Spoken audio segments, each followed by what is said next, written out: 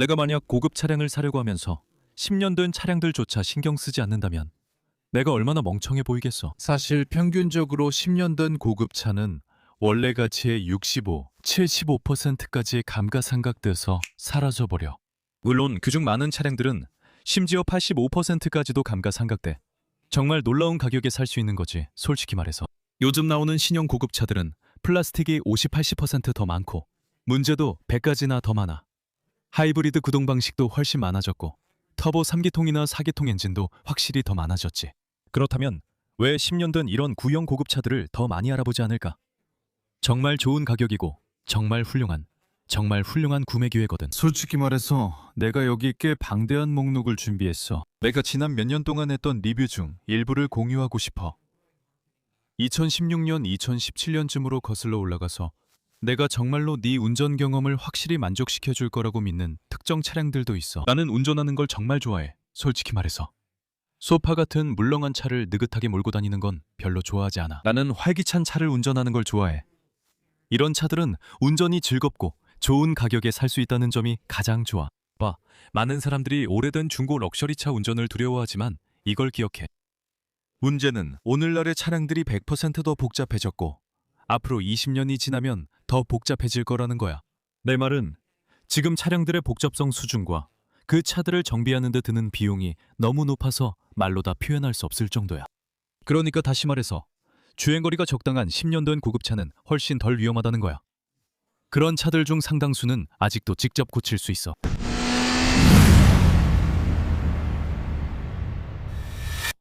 자, 바로 본론으로 들어가자. 그리고 내가 이 중 몇 가지를 공유하고 싶어. 바로 본론으로 들어가서 내 리뷰를 공유할게. 바로 시작하자. 그리고 첫 번째는 내가 개인적으로 정말 좋아하는 차야. 나는 이 차량을 직접 소유해봤고 이 차들을 정말 좋아해. 제규어 F타입. 안녕하세요. 이조티 카플레이 플레이스의 마크입니다. 오늘은 어떤 차가 있을까요? 우리는 새로운 제규어 F타입 아래 앉아 있습니다. 정말 마음에 들어요. 그러니 이 환상적인 550마력의 괴물과 함께 드라이브를 떠나봅시다. 2017년형 제규어 F타입 아래 오신 걸 환영합니다. 정말 아름답죠? 차가 약간 더러운 건 일부러 이렇게 뒀어요. 실제로 악천 후에 운전했거든요. 새 사륜구동 테스트용 임시운전 허가증을 받았습니다. 이전 세대 모델은 실제로 후륜구동이었습니다. 제 차는 더 어두운 색, 파티한 그레이였던 걸로 기억합니다. 제 차는 2018년식이었고 그래서 사륜구동이었어요. 환영합니다. 이것이 바로 새로운 제규어 F타입 R입니다. 이 차에는 실제로 5리터 슈퍼차저 V8 엔진이 탑재되어 있으며 무려 550마력의 출력을 자랑합니다. 이 괴물은 0에서 시속 60마일, 약 96km까지 약 3.9초 만에 도달할 수 있습니다. 와, 이 타입 R도 이제 사륜구동이 적용됐네요. 예전엔 정말 괴물 같은 차였어요. 또한 전자식 액티브 디퍼렌셜과 액티브 다이내믹스 스포츠 서스펜션도 적용되어 있습니다. 아름답네요. 그리고 실제로 듀얼 클러치 변속기만큼 빠르게 변속되는 것 같은 8단 자동 변속기도 탑재되어 있습니다. 이 변속기가 이 괴물을 정말 빠르게 몰아갑니다. 그러니까 아시다시피 그리고 이 기능들은 100% 다이내믹한 특징을 가지고 있습니다. 여기 배기음을 조절하는 두 가지 모드가 있습니다. 하나는 배기구에 배프를 닫아서 사용할 수 있는 톤이고 다른 하나는 배프를 완전히 열어서 사용할 수 있는 설정으로 그럴 때 들을 수 있는 거친 소리를 내줍니다. 그래서 이 모드를 활성화하면 소리가 조용해집니다. 배기음이 거의 들리지 않아요.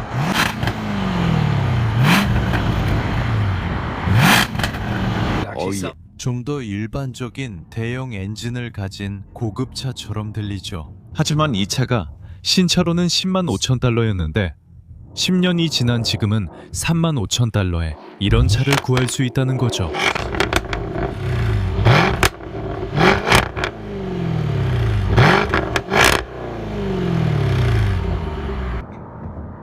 $3만 5천 달러 맞아요.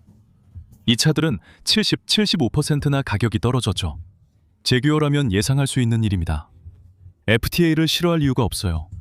이 차 정말 환상적이고 마음에 들었습니다. 제 차도 좋아서 약 4년 탔어요. 하지만 제가 즐긴 건 소리가 아니에요. 실내 마감과 아름다움이 정말 훌륭하죠. 조금 저렴해 보이는 부분도 있지만 센터 컨트롤과 다이얼, 버튼이 마음에 들어요. GTPL에서 만든 건 정말 신뢰성이 높았어요. 제 차는 아무 문제도 없었죠. 정말 아름다워요. 마감된 림도 고급스럽죠. 아날로그라 그립감이 더 좋은 것 같아요. 요즘은 다 디지털이지만 H1은 올드스쿨이라 더 멋지고 마음에 들어요. 단순하지만 핵심을 찌르죠. 또한 위쪽에 340까지 표시된 속도계를 보면 이게 정말 대단한 머신이라는 걸 알 수 있습니다.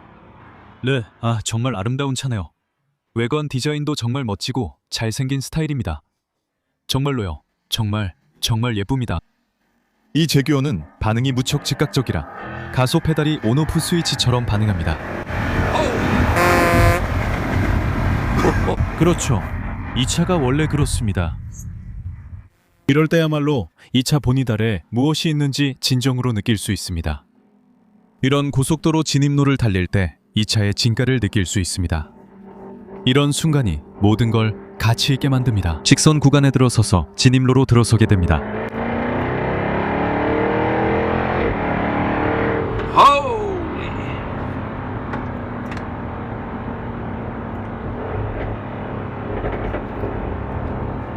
와, 저 소리는 정말 대단하네요. 신의 소리라고 할 수 있겠어요?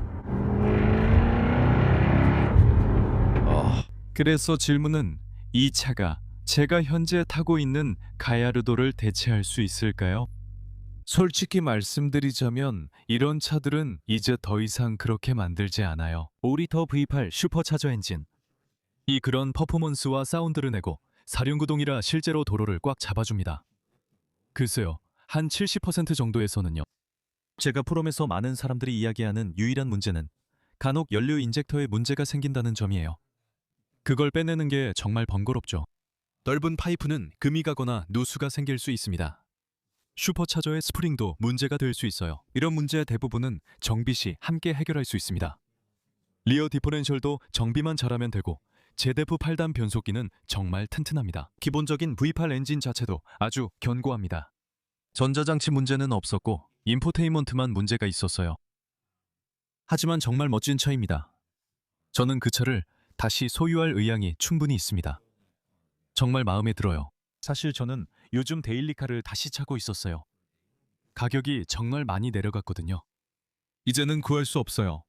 단종됐고 캔슬 컬처 등 말도 안 되는 일들 때문이에요.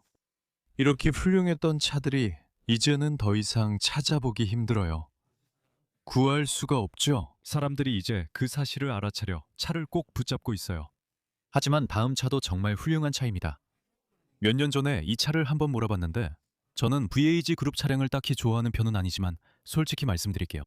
아우디 TT RS는 정말 강렬한 인상을 남겼어요. 그 열정과 가속하는 방식이 제 머릿속에 깊이 각인됐습니다. 물론 골프 플랫폼을 기반으로 하긴 하지만 거의 400마력에 달하는 터보 5기통 엔진, 이 정말 인상적이죠. 사륜 구동이고 듀얼 클러치는 정말 번개처럼 빠릅니다. 기술이 깔끔하고 좋으며 인포테인먼트 시스템과 디지털 디스플레이도 탑재되어 있습니다. 알다시피 아우디가 예전 모델들에서 이런 기능을 선보이긴 했지만 솔직히 말해서 처음부터 다시 시작해봅시다. 아름다운 아우디 TT RS 같은 경우 처음에는 약 $5,000부터 시작했지만 오늘날에는 상태가 좋고 잘 갖춰진 모델을 45,000에서 $50,000 정도에 찾을 수 있습니다. 지금 가격은 50% 할인은 아니지만 그만큼 정말 훌륭한 차라서 그렇습니다. 그래서 가격이 유지되고 있는 겁니다. 여기 이걸 보여드릴게요. 무슨 말인지 아시게 될 겁니다. 에조틱 카플레이 플레이스에 다시 오신 걸 환영합니다. 오늘은 2018년형 아우디 TT-RS를 소개해드리겠습니다. 이건 평범한 TT가 아닙니다. 예전에 아우디가 오리지널 버전을 출시했을 때 제 취향에는 좀 뭐랄까 약간 여성스럽다고 여겨졌습니다. 조금 달랐어요. 흥미로운 점들이 있었고 약간 그런 느낌이 들었지만 그래도 운전하는 재미가 있었죠. 조금 어색하긴 했습니다. 야구 글러브 마감 같은 것들이 있었고 가죽도 품질이 좋았지만 스타일링은 제게 조금 맞지 않았어요. 그 이후로 여러 번 수정이 있었고 이제 우리는 2018년형 아우디 TT-RS에 앉아 있습니다. 그리고 RS는 물론 아우디 세계에서 고성능 버전이죠. 그래서 이 차량에는 실제로 5기통 2.5리터 터보차저 엔진이 탑재되어 있으며 무려 400마력과 354파운드 피트의 토크를 자랑합니다. 여기에 듀얼 클러치 변속기와 사륜 구동이 결합되어 있고 물론 론치 컨트롤도 탑재되어 있어서 요즘 많은 차들이 갖추고 있는 기능이죠. 이 차는 0에서 60마일, 약 96km까지 3.6초 만에 도달할 수 있습니다. 정말 빠르죠? 자, 이걸 한번 보세요. 이걸 보세요. 방금 보셨듯이 우리는 쿼터마일 주행에서 거의 11초에 근접한 기록을 낼 수 있다고 말하고 있습니다. 정말 대단하죠? 이렇게 빠르면서도 은밀한 차라니 정말 놀랍네요. 이런 성능을 내는 게 어렵지 않다는 게 정말 놀랍죠? 이런 고성능 엔진을 보면 한눈에 확 들어옵니다. 이건 레이스 엔진이에요. 랠리에서 기억나시죠? 이 엔진의 멋진 점은 아우디가 왕좌에 있었던 시절을 떠올리게 해준다는 겁니다. 정말 그렇죠. 정말 그렇습니다. 모든 게 그 수준에 맞춰져 있어요. 랠리카에서 정말 대단했죠. 이 멋진 머신을 보세요. 저도 놀랐습니다. 이 차에 속지 마세요. 아시다시피 차는 낮게 유지돼요. 이 차는 그렇지 않아요. 아름답고 매력적인 새로운 외관이지만 처음부터 이봐, 나 좀 봐, 이걸 봐 하면서 온갖 걸 과시하지 않아요. 날 봐, 내가 뭘 할 수 있는지 봐. 그럴 필요가 없는 차입니다. 이 차는 정말 절제되어 있지만 그럼에도 불구하고 강력한 경쟁자들과도 맞붙을 수 있습니다. 유럽 제조사들의 한로드들과 비교해도 훨씬 저렴한 가격에 이 차의 가치는 정말 놀랍습니다. 저는 이 차가 정말 마음에 들어요. 정말 멋집니다. 그리고 물론 제가 이 차에서 또 좋아하는 점은 실내 품질입니다. 아우디는 품질 좋은 부품에 있어서 신참이 아닙니다. 그리고 이 차에 앉아보면 정말 고급스러운 느낌과 감각을 줍니다. 아우디는 이 부분에서 정말 한 수이죠. 아우디는 품질 좋은 부품으로 업계 최고 브랜드 중 하나입니다. 물론 예상하셨겠지만 아우디 실내 부품은 최고만을 사용합니다. 아우디는 최고의 히팅 컨트롤을 자랑하죠. 아름답죠. 그리고 확실히 최고의 실내 소재 중 일부입니다. 네, 이런 질문이 생깁니다. 이 차가 어떻게 이렇게 빠른 걸까요? 어떻게 그 속도를 내는 걸까요? 다시 말하지만 우리는 듀얼 클러치 변속기에 대해 이야기하고 있습니다. 우린 400마력에 대해 말하고 있어요. 하지만 여기서 중요한 점은 우리가 매우 가벼운 자동차에 대해 이야기한다는 것입니다. 요즘 많은 자동차들이 점점 더 무거워지고 있다는 거 아시죠? 배출가스 제어나 전자장치, 그리고 이 자동차들을 고급스럽고 편리하게 만들어주는 여러 부품들 때문에 점점 더 무거워지고 있습니다. 아우디는 무게를 아주 낮게 유지하기 위해 여러 가지를 해왔습니다. 이 차요. 네, 이건 경량 자동차입니다. 기본적으로 골프 셰시를 기반으로 하고 있죠. 그리고 고급스러운 인테리어도 갖추고 있습니다. 이 차는 헐덱스 시스템의 오토 사륜 구동을 사용해 완전한 사륜 구동은 아니지만 충분히 잘 작동합니다. 실제로 헐덱스 시스템이라서 더 나은, 더 발전된 시스템입니다. 로켓처럼 빠르고 크루즈 기능도 있죠. 퍼포먼스를 위해 만들어졌습니다. 알칸타라와 카본 파이버도 들어가 있고요. 충분히 따라갈 수 있는 성능을 가지고 있습니다. 이건 정말 장난이 아니에요. 사실상 R8과 비슷하죠? 훨씬 더 큽니다. 제가 F타입을 사기 전 이 차를 정말 살 뻔했어요. 마음에 드는 점 중 하나였죠. 세일즈맨이 아니었다면 그냥 퍼포먼스 엔진이었을 거예요. 이 차를 에드먼튼에서 몰아보면 정말 빠릅니다. 세일즈맨도 그랬죠. 그게 제가 정말 좋아하는 첫 번째 이유입니다. 얘는 충분히 빠릅니다. 겉으로는 과하지 않아서 기대를 많이 안 하게 되죠. 하지만 엑셀을 밟아보면 생각이 달라집니다. 코너를 돌 때도 이 차가 카레라 S처럼 달린다는 걸 알게 돼요. 아니면 심지어 풋볼처럼 빠를 수도 있죠. 저는 그 차를 정말 원했어요. 살 뻔했죠. 그게 제가 좋아하는 첫 번째 이유입니다. 거의 이 차를 가질 뻔했어요. 정말 마음에 들어요. 두 번째로 좋아하는 점은 외관 디자인 포인트를 한번 보세요. 여전히 안 좋은 경험이나 취향이 남아있을 수 있어요. 이 색상은 세일즈맨이 추천하는 것으로 내가 운전 중임을 보여줍니다. 보스턴 S는 단순한 TV가 아니라 정말 멋진 차예요. 저는 이 차를 정말 좋아했고 쉽게 가질 수 있었을 거예요. 제그와 F타입 스타일링도 멋지죠? 잘 모르겠어요. 앞쪽을 보면 헤드라이트가 거의 비슷하게 생겼는데 약간 더 단순한 버전처럼 보여요. 하지만 저는 이 차의 외관 스타일링이 마음에 들어요. 정말 아름답습니다. 멋진 디테일이 많이 들어가 있어요. 강조하는 요소들과 소재, 그리고 스타일적인 부분들이 이 차의 형님격인 허리케인이라고까지는 할 수 없지만 최소한 R8에서 가져온 것들이 분명히 있습니다. 이 차에서 제가 좋아하는 또 다른 점은 실내 마감입니다. 보세요. 저걸 보세요. 이보다 더 좋은 푸시버튼을 만드는 회사는 없다고 생각해요. 품질도 정말 뛰어나죠.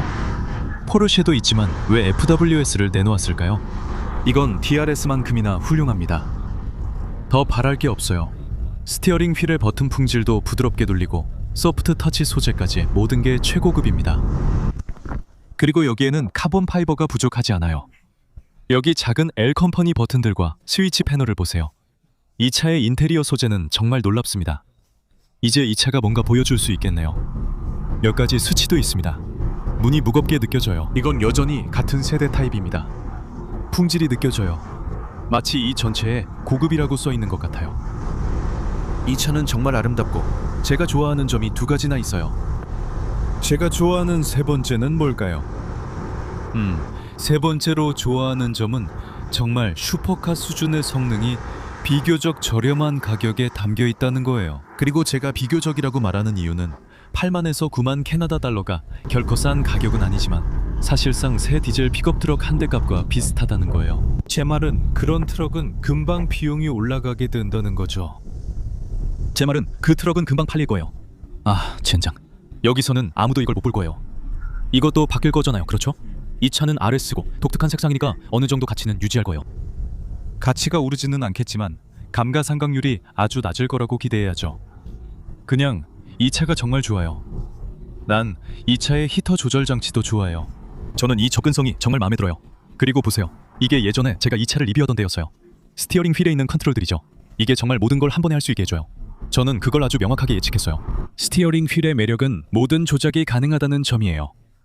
9월 신차 가격 도객은 약 6,500만 원, 현재 평균은 약 5천만 원입니다. 뷰 조절도 가능합니다. 최근 이런 점들에 더욱 감사하게 됩니다. 저것 좀 봐요. 정말 멋지죠? 그리고 다른 컨트롤들, 다양한 조작 버튼들, 그리고 물론 듀얼 클러치 변속기까지. 이걸 싫어할 이유가 없죠?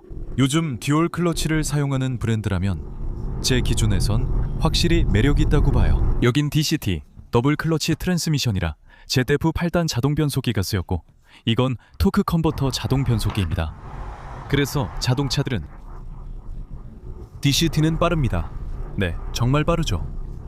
처음 차에 탔을 때는 몇몇 조작들이 조금 이해하기 어려울 수 있어요. 아우디를 타던 분들이라면 아마 더 직관적으로 느껴질 거예요. 저는 주로 BMW, 포르쉐, 람보르기니 같은 차들을 탔었거든요. 그리고 그런 차들은 조작이 덜 복잡하다고 느꼈어요. 그래서 하나씩 익히고 있어요. 사실 조작이 그렇게 복잡하진 않아요. 하지만 다시 말하지만 제가 아우디 차량에 익숙하지 않다 보니까 제가 평소에 익숙한 것들과는 조금 다르더라고요. 그래서 그게 그렇게 대단한 건 아니고 익숙해지면 괜찮아요. 큰 문제는 아니라고 생각해요. 저도 동의하고 신경 안 쓰는 부분도 하나 더 있어요. 알다시피 항상 그런 낙인이 따라다니죠. TT, 그 이름 말이에요. 누군가가 물어보면 저는 아우디 TT를 운전해요 라고 하겠죠. 사람들은 주로 예전 초창기 모델의 야구 글러브 버전을 먼저 떠올려요. 그래서 일부는 그 부분에 약간의 낙인이 있다고 봐요. RS3를 살 수도 있고 그 차에 빠질 수도 있죠. 안심하세요. 이 차의 운전대를 잡는 순간 그 낙인은 순식간에 사라집니다. 정말 엄청나게 빠르거든요. 이 차, 저도 동의해요. 정말 멋지고 가치도 잘 유지돼요. 지금도 한 대를 사서 타다가 거의 손해 없이 대팔 수 있습니다. 꺼릴 이유가 없어요. 이 차에 대해 또 뭐가 마음에 안 드냐고요? 있잖아요. 사실 이 차에 대해 마음에 안 드는 점은 별로 없어요. 다시 한번 저는 긍정적인 부분에 집중하고 싶습니다. 정말로 이 차에 대해 부정적으로 말할 게 없어요. 지적할 만한 부정적인 점이 없거든요. 이 차는 정말 대단해요. 여러모로요. 저는 이 차를 정말 좋아합니다. 진짜 멋진 차예요. 상대적으로 생산량이 적고 제조사들이 이런 차를 많이 내놓지 않기 때문에 가능한 한 빨리 이 차를 구입하라고 말씀드리고 싶어요.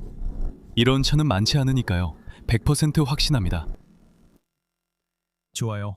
이제 마무리하겠습니다. TTRS는 정말 훌륭한 차로 최고의 차 중 하나라고 확신합니다. 16년, 17년, 18년에 여러 차를 시승했지만 TTRS는 특히 눈에 띄었고 가장 좋아하는 차 중 하나입니다. 저는 지난 몇 년간 정말 많은 차를 몰아봤어요.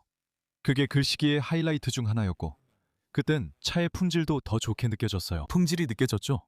알칸타라와 가죽, 필팅 시트, 그리고 버튼, 스위치, 노브 같은 것들이요. 물론 디지털 디스플레이도 있었지만 솔직히 그 안에는 품질이 느껴지는 요소가 많았어요. 다음은 솔직히 말씀드릴게요. 이 차는 시작가가 84,000달러 정도였어요. 저렴한 차는 아니죠. 하지만 여전히 그 가치를 유지하고 있어요. 이건 제가 예측했던 부분이기도 해요. 왜냐하면 이 차가 그런 종류의 차이기 때문이죠. 그리고 쉐보레가 새로운 미드엔진 차량인 18 콜벳으로 전환했기 때문이죠. 이전 세대에서는 아시다시피 모든 열성 팬들이 정말 힘들어했죠. 그들은 아벤진 콜벳을 포기하려 하지 않았어요. 하지만 예전에 C7Z06을 시승해 볼 기회가 있었어요. 그 차에 대한 제 경험을 좀 말씀드릴게요. 그래서 오늘은 2017년형 콜벳 GT06을 운전해 볼 겁니다. 그리고 제 친구에게 꼭 한마디 하고 싶네요. 이건 너를 위한 거야, 토니. 자, 도착했습니다. 오늘은 무엇이 있을까요? 오늘은 2017년형 콜벳 GT06이 있습니다. GT06이라고도 하죠. 어디에서 오셨는지에 따라 다릅니다. 멋지네요. 그리고 이 차에 대한 멋진 리뷰도 준비했습니다. 몇 가지 재원에 대해 이야기해 봅시다. 이 차는 슈퍼차저가 장착된 6.2L V8 엔진을 탑재하고 있어서 무려 650마력의 엄청난 출력과 더 인상적인 650파운드-피트의 토크를 자랑합니다. 이 차는 8,900마력 이하의 거의 모든 차를 압도합니다.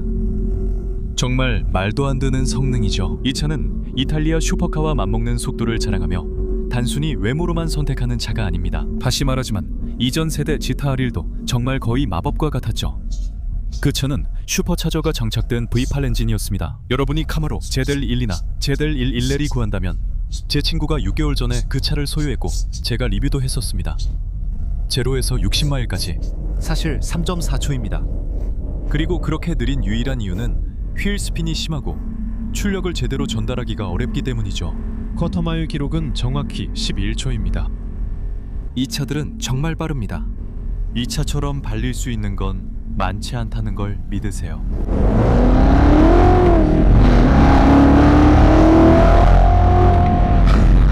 이 차는 8단 자동 변속기가 장착되어 있습니다. 또 다른 선택 사양으로는 7단 수동 변속기도 있습니다. 대부분의 경우 대부분은 자동 변속기를 선택할 것 같습니다. 실제로 변속이 꽤 잘 됩니다. 하지만 수동 변속기만큼 날카로운 반응은 아니에요. 수동 변속기는 변속 속도를 완전히 내가 조절할 수 있고 모든 것을 직접 통제할 수 있기 때문이죠. 제 친구 GT-11도 사실 같은 엔진을 사용합니다. 이들은 드라이 선프 방식이며 GT-11도 같습니다. 외선프도 사용 가능해 이론상 성능이 더 좋을 수 있습니다. GT-1도 문제없이 사용 가능합니다. V모델은 20인치 림 335 사이즈 타이어가 있으며 매주 주말 트랙 주행이 가능하고 완전 조절식입니다. 이건 농담이 아닙니다. 이 차는 운전자와 모든 이의 수준을 높여주는 차량입니다. 저는 Z06이나 ZL11L은 운전해본 적 없습니다. 물론 옆으로 이동합니다. 아래쪽에 파이버가 보일 겁니다. 진짜 강력한 힘과 성능이죠. 650마력이지만 거의 600마력입니다. 좋네요. 저쪽으로 정리해주세요. 저 숨겨진 공간 보세요. 정말 귀엽죠? 마감도 좋네요. 이 노브들과 버튼들, 그리고 이건 8단 자동 변속기와 함께 있는 거예요. 이 차는 정말 잘 작동하고 터치감도 뛰어납니다. 경쟁력도 있어요. 쉐비는 스티어링 휠 박스에 문제가 있었죠. 플랫 바텀 경쟁용 스티어링 휠에 드라이 커버 악센트와 알칸타라 소재가 적용됐어요. 실제 버튼도 있어 아름답고 터치감이 뛰어납니다. 이탈리아 차들처럼 대부분 그렇습니다. 이 차에서 볼 수 있는 이런 버튼들을 얻으려면 많은 돈을 내야 할 겁니다. 이것 좀 보세요. 허리 포켓이 있습니다. 보세요. 거의 5포인트 레이싱 하네스를 달 수 있을 것처럼 보이네요. 지붕 공간이 있으며 이 지붕은 탈부착이 가능합니다. 보세요. 타이다운도 있습니다. 이 중 일부는 카본 파이버로 되어 있습니다. 카본 파이버로도 선택할 수 있습니다. 저는 이 차가 정말 마음에 들어요. 또 하나 정말 눈에 띄는 점이 있습니다. 자신만의 개성을 표현하고 싶은 분들에게 딱입니다. 이 차는 여전히 아시다시피 영광의 시절을 간직하고 있지만 요즘 차들처럼 큰 돈을 쓸 걱정 없이 즐길 수 있습니다. 이런 차들이 더 좋았죠. 이 차들은 더 잘 만들어졌어요. 콜벳도 품질이 좋은 모델들이 있었지만 잘 모르겠네요. 운전할 때 이 차는 정말 자유로움을 느낄 수 있습니다. 제가 말하고 싶은 건 이 차들도 충분히 빠르다는 겁니다. 아벤지는 정비가 쉽고 차체도 단단해서 헐겁지 않습니다. 특히 C8보다 아벤진 콜벳에서 더 그렇죠. 항상 좋습니다. 요즘 C8은 대부분 일반 정비가 필요해요. 이 차들도 잘 나가지만 이런 모델들은 작업이 훨씬 쉽고 엔진룸 가치도 달라요. 성능도 잘 맞아떨어집니다. 꽤 멋져요. 심지어 독일에서도 마찬가지예요. 그런 차에 30만, 40만, 50만 달러를 지불하게 될 겁니다. 정말 멋진 주행이었습니다.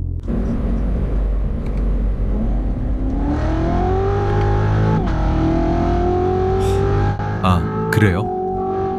그래, 가자. 이 차에 타면 속도를 다시 느끼게 해줍니다. 헤드업 디스플레이와 전동 시트 등 모든 것이 전동식이에요. 그렇죠. 모든 게 갖춰져 있고 고급차입니다. 이게 바로 콜벳의 진짜 모습이죠.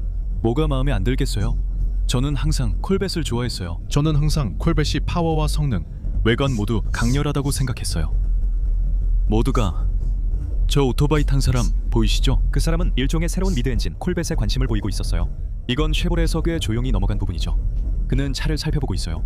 정말 마음에 들어하는 것 같네요. 하지만 그동안 우리는 여기 정말 멋진 퍼포먼스 카를 가지고 있어서 굳이 그 차가 필요하다고 느끼지 않아요. 뭔가 빠진 느낌도 없고요. 뒷좌석에는 뭐가 있죠? 보행자들도 있고 NPC들이 운전하고 다녀요. 그래서 콜벳을 타면 정말 특별한 기분이 들어요. 여기저기 NPC들이 있죠? 오, 저기 BMW가 있네요. 저건 뭐죠? 아벤타도르 LP700이에요. 아마도요, 헬캣만큼 빠르죠. 물론 대문만큼은 아니지만 헬캣의 성능과 거의 비슷한 수준이에요. 이 차는 핸들링과 브레이크 성능이 뛰어납니다. 옵션으로 카본 파이버 브레이크를 선택하면 순식간에 정지할 수 있습니다. 이 차는 정말로 놀라운 브레이크 성능과 핸들링을 가지고 있어요. 그리고 업그레이드된 이 최신 모델에서는 핸들링에 아무런 문제가 없어요. 이 차를 트랙에 가져가도 됩니다. 네, 확실히 많은 드라이브 레일이 있어요. 그리고 다시 한번 이 모든 게 단순하죠. 들어보세요. 이 차에서 좋아하고 싫어하는 점을 말씀드릴게요. 뭔가 흥분되는 느낌도 있습니다. 정리해서 말씀드리자면 이 차는 단순히 레드존까지 돌릴 수는 없어요. 많은 차들이 정말 놀랍고 매혹적이죠. 엑셀을 밟으면 정말로 말 그대로 2-3초 만에 바로 속도 제한을 넘기게 됩니다. 예전 오디오가 안 좋아서 죄송합니다. 속도가 정말 빨리 올라가요.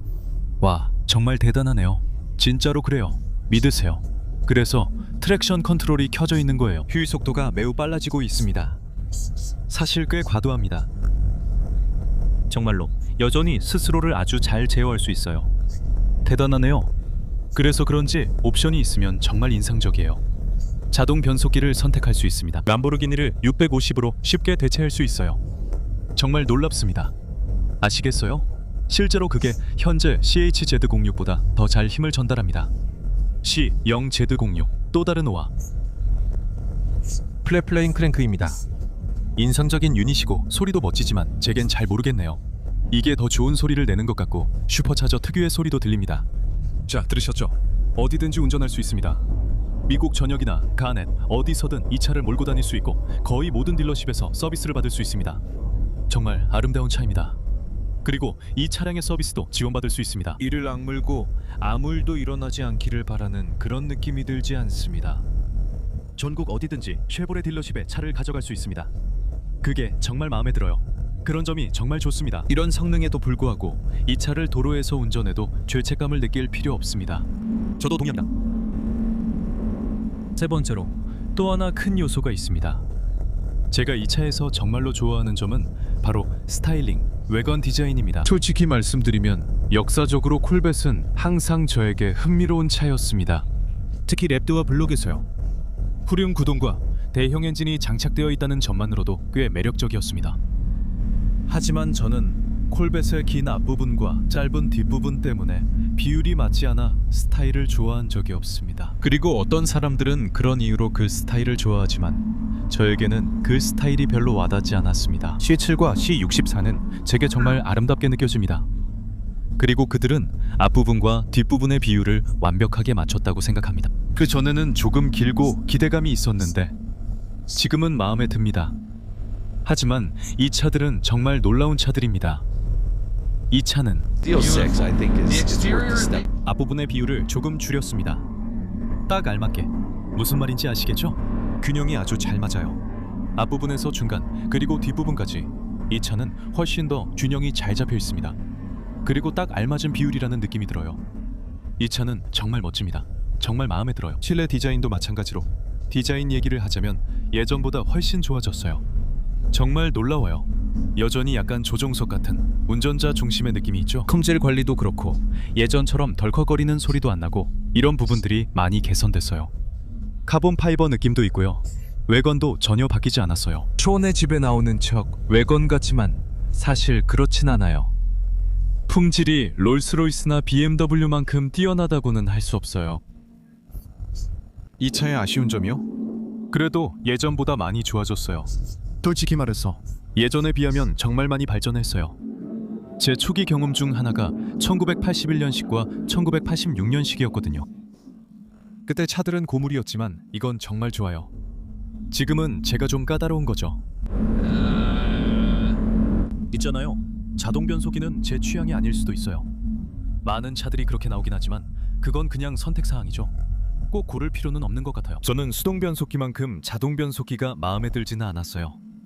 그래서 자동 기능은 없어도 괜찮을 것 같아요.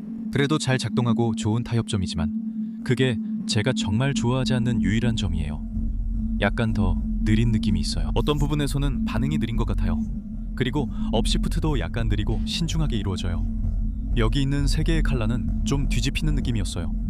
제가 원하는 만큼 빠르지는 않았어요. 저는 요즘 슈퍼카에 들어가는 듀얼 클러치를 정말 좋아해요. 이건 그만큼 빠른 변속 속도는 없어요. 정말로 오토매틱에 더 가까운 느낌이에요. 저도 오토매틱이 더 느리다고 생각해요. 세게 가속할 때 보면 변속이 약간 걸리면서 진행되고 다음 기어로 넘어가기 위해 약간 지연된 업시프트가 일어나요. 그래서 이건 일종의 선택의 문제인 것 같아요. 제가 찾을 수 있는 특별한 건 없어요.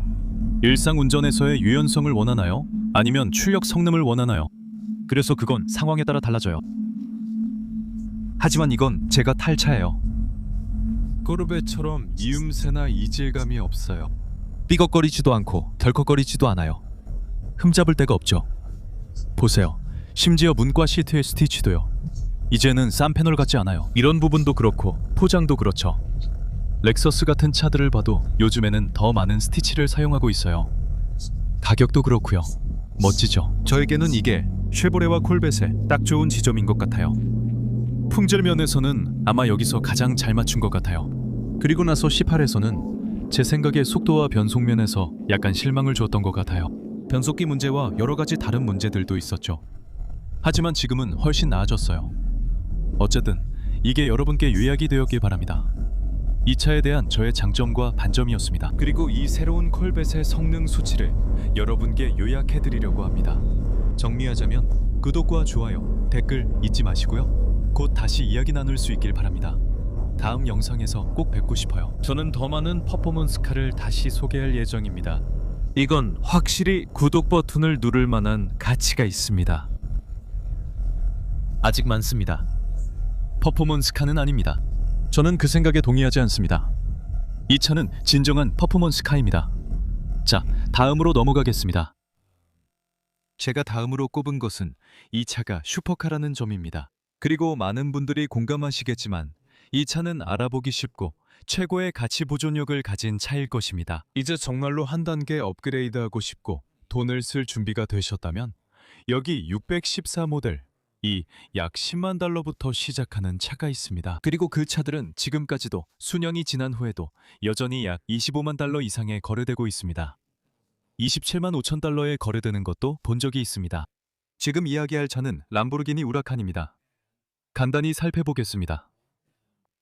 이 차들은 저렴하지 않지만 가치가 잘 유지되고 계속 오릅니다. 이조티카에 입문하고 싶다면 이 차가 최고의 선택지 중 하나일 것입니다. 가야르도와 우라칸이 시중에서 가장 신뢰할 수 있는 차들입니다. 이 차들과 알팔가 가장 신뢰할 수 있습니다. 제 생각에는 의심의 여지가 없습니다. 자, 이제 어떤 차인지 보여드릴게요. 람보르기니 우라칸입니다. 약 10년간 의 생산을 마치고 람보르기니는 마침내 가야르도를 단종시키고 완전히 새로운 스타일의 모델로 넘어갔습니다. 저 다이얼 스타일 휠이 제가 제일 좋아하는 휠이에요. 저도 압니다.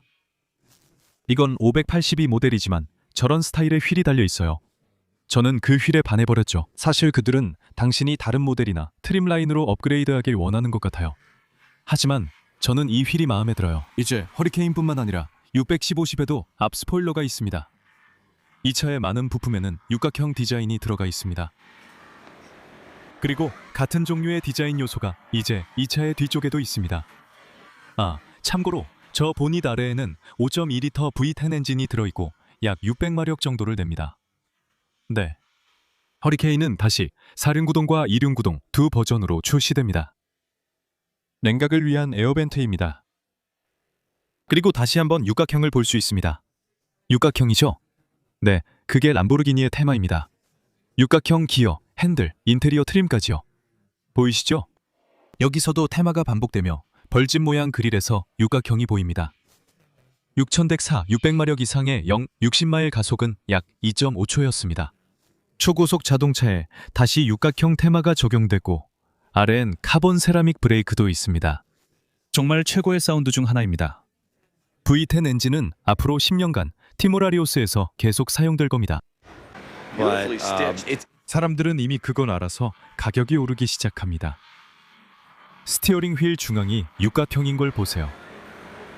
그리고 제트 전투기처럼 생긴 시동 버튼이 있다는 거 아셨나요? 또 듀얼 클러치 변속기도 있습니다. 네, 이 멋진 가죽 외에도 정말 많은 게 있습니다. 와, 정말요? 그 안에 있는 부품들이 고급스럽게 느껴지는 구조로 되어 있습니다. 그리고 꼭 큰 돈을 쓰고 싶지 않은 분들에게도 2015년, 2016년에 정말 좋은 차가 있었죠. 제가 라스베이거스에 있었을 때였는데 렌터카를 빌리기로 했습니다. 그 차는 V6 엔진의 컨버터블 카마로였고 그렇게 강하지 않았어요. 그 차는 아마 3,300마력 정도였던 것 같아요. 3.5L나 3.6L V6 컨버터블이었죠. 우리는 거기서 땀을 뻘뻘 흘리고 있었습니다. 정말 너무 더워서 죽을 뻔했어요. 100도까지 올랐던 것 같은데 정확한 온도는 몰라요. 아마 105도, 100도 아니면 110도까지 올라갔던 것 같아요. 정말 말도 안 되게 더웠어요. 하지만 그거 알아요? 그건 정말 제대로 된 자동차였어요. 그건 정말 멋진 자동차 중 하나였어요. 우리는 카마로를 그 단순함 때문에 좋아하죠. 예전에는 컨버터블이 약 37,000달러 정도였어요. 그래서 이런 형태로 오늘날에도 약 2만 달러 정도면 살 수 있어요. 그러니까 10년이 지난 후에 약 55% 정도 가격이 떨어진 거죠. 새 차 가격의 약 55% 정도 가치가 남아있는 거예요. 하지만 정말 재미있는 차예요. 소유하기도 쉽고 유지비도 저렴하죠. 이건 쉐보레예요. 어디 딜러십에 가도 점검받을 수 있어요. 거의 모든 거리마다 쉐보레 딜러가 있으니까요. 하지만 이걸 한번 살펴볼까요? 나쁘지 않네요. 나쁘지 않네요. 오늘도 함께 해주셔서 감사합니다. 오늘 우리는 잠들지 않는 도시 네바다주 라스베이거스 외곽에 나와 있습니다. 그리고 저희는 2015년형 카마로 RS를 시승해볼 기회를 얻었습니다. 먼저 목이 꺾일 정도의 속도를 즐기시는 분들은 다른 곳을 찾아보시는 게 좋을 것 같습니다. 카마로에는 더 큰 엔진 버전도 있습니다. 이 차량은 실제로 V6 엔진과 300마력의 성능을 자랑합니다. 가장 크고 강력한 모델을 원한다면 제 친구의 Z011LE처럼 훨씬 강력한 모델이 있습니다. 하지만 이 차량도 V6 엔진이 답재된 특별한 모델입니다. 만약 여러분이 단순히 스포티한 작은 자동 변속기 차로 드라이브를 즐기고 싶고 V6 300마력짜리를 원한다면 연비도 꽤 괜찮은 편입니다. 그래서 소유와 운전이 쉬운 차였습니다. 혼란스러울 수 있습니다. 현대 감독들에게도 이런 매력이 필요하다고 생각합니다. 센서 터치 감각, 변속, 번개처럼 빠른 레이스, 열기. 결국 당신 옆에 있는 자동 변속기 엔진. 차에 올라타서 아이스크림을 먹으러 가고 드라이브도 하고 오픈카로 즐기고 햇살을 받으며 신나게 달렸죠. 정말 멋진 차입니다. 우리는 또한 0에서 60마일, 약 96km/h까지 가속하는 시간을 측정했어요. 단 6.2초밖에 걸리지 않았죠. 정말 멋진 차였고 저는 그 차가 마음에 들어요. 저는 정말로 이 차를 조금 덜 거창한 무언가로 만들 수 있다고 생각해요. 흥미로운 점은 이 카마로라면 더 낮은 예산으로도 가능하다는 거죠. 무슨 이야기를 그렇게 크게 만들고 싶은 건지 잘 모르겠어요. 우리는 차를 타고 달리고 있었죠. 상태도 정말 좋았고 완전히 전력을 다해 달렸어요. 잠깐만요. 우리는 시속 10마일로 비교적 천천히 운전하고 있었어요. 정말 믿을 수 없었어요. 갑자기 차가 멈췄죠. 네, 미쳤죠. 중립으로 바꿨어요. 정말 미쳤어요. 에어컨을 끄고 미끄러질 때 시동을 걸자 다시 켜졌어요. 그래서 사실 그렇게 큰 문제는 아니었지만 이런 차들에서 이런 일이 자주 일어나는지 궁금하긴 해요. 그런 일이 있었던 건지. 네, 저희 차도 시동 꺼짐 문제가 있었어요. 그러니까 시동 꺼짐 문제요. 거기서 뭘 말하는지 잘 모르겠어요. 가끔씩 알다시피 시트에서 천장까지의 공간을 보면 분명히 조금 더 높아요. 아마 키가 188cm 이상인 분들에게 해당될 거예요. 여기서는 머리 공간이 조금 부족하다고 느끼실 거예요. 또한 앞 유리창을 통해 밖을 볼 때 유리창의 경사가 더 가파르기 때문에 신호등을 보는데 실제로 어려움이 있다는 것도 알게 됐어요. 실제로 위를 보기 위해 몸을 앞으로 숙여서 올려다보게 되더라고요. 뒷좌석 공간은 어린아이들에게는 충분하다고 말씀드릴 수 있겠네요. 그리고 어쩔 수 없이 성인을 태워야 한다면 무릎 앞 공간이 넉넉하지 않아서 다소 비좁게 느껴질 수 있지만 급할 때는 충분히 사용할 수 있습니다. 멋진 차잖아요. 정말 매력적이에요. 여기 너무 더워서 진짜 죽을 뻔했어요. 진짜로 정말 너무 더웠어요. start. 하지만 다시 말하지만 이건 자동차예요. 정말 멋져요. 사용하기 쉬워요. 저 지붕 보이시죠? 잠깐만요. 저게 얼마나 멋진지 보이시죠? 지붕을 여는데 15, 16초밖에 안 걸려요. 차에서 내릴 필요도 없어요. 저거 봐요. 정말 멋진 차네요. 이제 오픈카 주행 준비 완료됐어요. 그리고 이 차는 실제로 주행거리가 24,000마일이나 됨에도 불구하고 그 사실을 전혀 느낄 수 없다는 걸 보여줍니다. 실제로 마모가 거의 보이지 않습니다. 그리고 내구성도 좋습니다. 뒷좌석도 있죠? 그래서 실내 전체적으로 보면 저 옆선의 스티치도 한번 보세요. 가장 높은 등급이 저 위에 있습니다. 하지만 다시 말하지만 중고차로서 주행거리가 4만에서 5만 마일 정도 되는 컨버터블을 $10,000 후반대에서 $20,000 정도면 살 수 있습니다.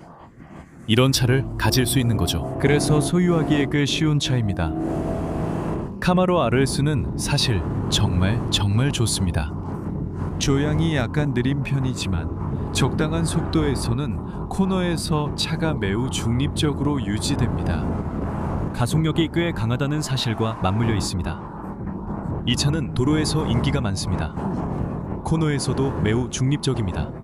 그러니까 카마로를 선택해도 실망할 일은 없어요. 그리고 그 차가 제게 인상 깊었던 이유는 단순히 휴가 중이어서가 아니라 허세 없이 합리적인 가격의 컨버터블 스포츠카였기 때문입니다. 저는 GTEL 11A를 훨씬 더 좋아하고 아니면 일반 GTEL 1도 좋은데 사실상 같은 차지만 엔진 성능이 정말 뛰어나거든요. 근데 이 차도 괜찮고 정말 잘 통해요. 다음 차는 그러니까 2016년이나 2015, 16, 17년에 이런 차를 살 수도 있었던 차예요. 지금 보고 있는 건 포르쉐입니다. 많은 사람들이 저 차는 너무 비싸다고 하죠. 네, 맞습니다. 비쌉니다. 하지만 멋진 점은 8년, 7년, 8년, 9년, 10년이 지난 후에도 사실상 모든 가치를 지켰다는 거예요. 예를 들어 저는 991 2세대, 그러니까 991.2 카레라 S를 봅니다. 몇 년 전에, 꽤 오래전에 이 차가 처음 나왔을 때 여기서 시승해봤어요. 그리고 그건 트윈터보 3리터 플렉6 엔진이에요. 마침내 모든 엔진이 트윈터보로 바뀌었죠. 그 전에는 1세대가 자연흡기 엔진이었어요. 2세대는 모든 모델에 터보 차저가 장착된 3리터 플랫6 엔진이었어요. 카레라 S, GTS, 심지어 기본 카레라도 트윈터보 플랫6 엔진이었어요. 모두 다른 세팅으로 조율되어 있었죠. 솔직히 말해서 어떤 모델을 선택하든 모두 훌륭한 차들이에요. 하지만 멋진 점은 2016년, 2017년쯤에 카레라 S의 평균 가격이 약 $11만 였다는 거예요. 그런데 지금은 얼마일까요? 그리고 2016년에 샀던 그 같은 차가 지금 2026년, 그러니까 10년이 지난 지금에도 여전히 10만 1천 달러의 가치를 가지고 있습니다. 그러니까 911은 그 가치를 잘 유지한다는 거죠. 자, 한번 볼까요? 이게 꽤 큰 돈이긴 하지만 꽤 안전한 투자에 돈을 넣는 셈이에요. 물론 유지비가 많이 들고 고장났을 때 수리비도 비쌉니다. 거짓말은 안 하겠지만 돈을 낭비하는 건 아닙니다. 요즘 일부 자동차처럼요. 여기 고급차 몇 대를 살펴보죠. 2017년형 카레라 SPDK와 스포츠 크로노가 장착된 모델입니다. 한번 타보시죠.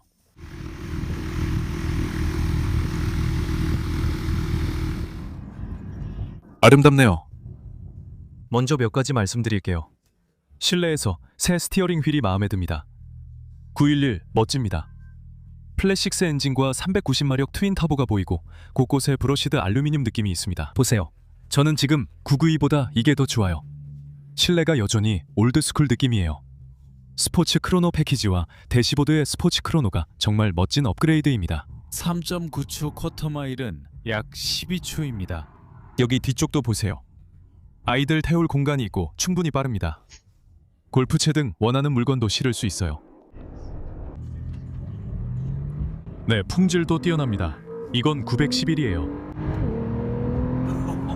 그래서 1999년에 포르쉐가 완전히 새롭게 디자인된 포르쉐 911을 선보였죠. 3.4리터 플랫6 순행식 엔진을 장착한 차량이었습니다. 포르쉐 매니아인 밥은 알다시피 앞부분이 약간 가볍다고 했죠. 변어에 화가 났었어요. 앞부분이 좀 더 가벼워서 차가 약간 흔들린다고 했죠. 그런데 99년 이후로 말씀드리자면 차량의 반응과 느낌이 정말 좋아졌어요. 앞부분의 그 가벼움이 그대로 살아있습니다.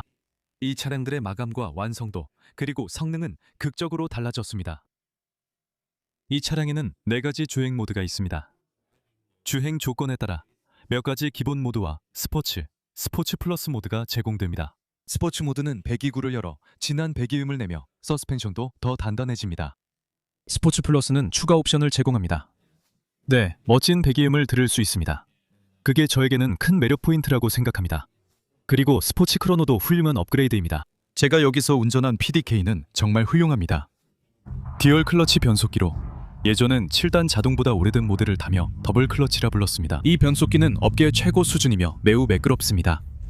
하지만 저는 수동 변속기를 더 좋아합니다. 여기서 정말 놀라운 점은 가속력뿐만 아니라 변속 속도도 대단하다는 겁니다. 소리도 정말 멋지지 않나요? 이런 모든 점 때문에 저는 이 차를 정말 좋아합니다. 911은 절대 실망시키지 않아요. 저는 이 차로 편하게 운전하고 있습니다. 이 차는 제 최애 중 하나였어요. 솔직히 말씀드리자면요. 이 차는 시야가 정말 좋고 어떤 911이든 좋은 투자입니다. 운전자라면 흥미로운 점도 있는데 앞쪽 에어덕트가 있어 재미있습니다. 스탠다드 모델, 터보 S까지 모두 있습니다. 제 친구 한 명이 이 차를 샀어요. 실제로 이 모델 중 하나를 구입했죠. 2세대 G만 터보 S입니다. 알루미늄도 함께 사용됐죠. 그리고 그의 차는 정말 멋집니다. 정말 훌륭한 세대예요. 제가 생각하기에 최고의 모델 중 하나입니다. 여전히 전통적이고 올드스쿨 느낌입니다. 99 2세대만큼 크지는 않지만 정말 멋집니다. 그럼 다음 차를 한번 살펴보죠. 정말 멋진 차예요. 911. 여기 하나 있는데 솔직히 말해서 그렇죠. 많은 돈을 쓰고 싶지 않은 분들을 위해 2016년에 다치 챌린저 SRT8을 구할 수 있었죠. 작은 엔진은 신경 쓰지 마세요. 헬캔 얘기는 하지 않겠습니다. 그건 완전히 다른 차니까요. 하지만 SRT8의 V8 모델도 가격이 약 52,000달러였어요. 저렴한 차는 아니었죠. 하지만 이제 캘리블루북에 따르면 이 차를 25,000달러 정도에 구할 수 있습니다. 10년 만에 가격이 절반으로 떨어진 거죠. 그래서 이 차들은 일반적으로 10년 동안 70%의 가치가 하락하는 정형적인 경로를 따르진 않았지만 그래도 50%는 떨어졌습니다. 그리고 여전히 정말 재미있게 운전할 수 있는 차입니다. 헬캣처럼 슈퍼차저를 걱정할 필요도 없으니 그냥 재미있게 탈 수 있죠. 자, 한번 보고 소리도 들어봅시다.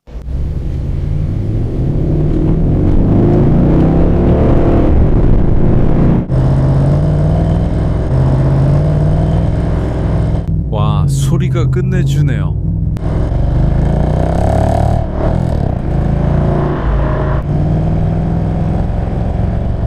멋지네요.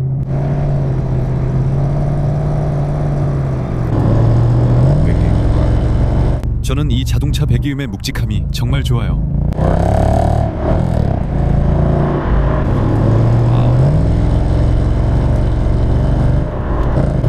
알잖아요. 천둥처럼 굉음을 내고 번개처럼 내뿜고 싶잖아요. 이 차를 촬영하러 갔을 때 머슬카처럼 저를 다시 소년처럼 느끼게 만들었어요. 현재 출시된 머슬카 중 가장 근육질인 차 중 하나입니다.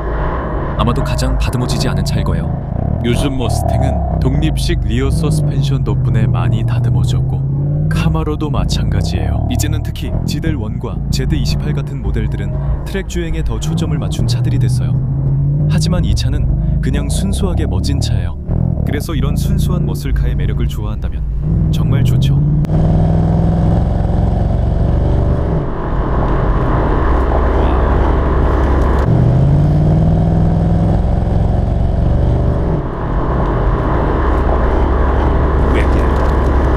실내는 기본적이에요. 더 필요한 게 있나요? 아주 단순한 차. 단순한 필요만 충족시키죠. 전체적으로 멋진 차예요. 확실히 소유하기 쉬운 차죠.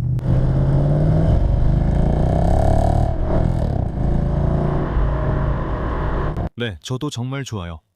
SRT8도 좋아하고 그런 차들 다 좋아해요. 신차 가격의 절반에 잘 관리된 차를 찾을 수 있고 그런 차도 많아요. 후륜 구동이기도 해요. 솔직히 그런 차들은 대개 여름용이에요. 대부분의 차는 제설용 소금에 노출되거나 큰 포트홀을 겪은 적이 없어요. 차가 도로에 나올 때쯤 포트홀이 이미 보수되기 때문이에요. 그리고 그 차들은 멋진 차들이에요. 또 다른 작은 한노드가 있어요. 이건 제 친구 마리오를 위한 거예요. 마리오는 이 브랜드의 팬이고 지금 얘기하는 건 자동차입니다. JCW가 제 취향이지만 쿠퍼 S도 정말 멋진 차예요. 하지만 이 차에 대해 이야기하고 싶어요. 예전에 2016년에 리뷰를 했었죠. 그러니까 정확히 10년 전이에요. 그때 BMW 미니를 리뷰했었습니다. 제가 이 리뷰에서 운전했던 차에는 터보 3기통 엔진이 들어가 있었어요. JCW도 선택할 수 있는데 200마력 넘는 최상위 트림이에요. 쿠퍼 S는 B48 엔진을 쓰고 200마력 바로 아래입니다. 쿠퍼 S에는 뒤튼든 B48 엔진이 들어가 있어요. BMW에 대해 잘 아시는 분들은 아시겠지만 BMW가 만든 최고의 엔진은 B58 직렬 6기통과 B48 직렬 4기통이에요. 대략 2014년 이후 모델부터 그 엔진을 볼 수 있어요. 미니는 프로젝트카로 좋고 저는 이 차들을 정말 좋아해요. 함께 살펴보죠.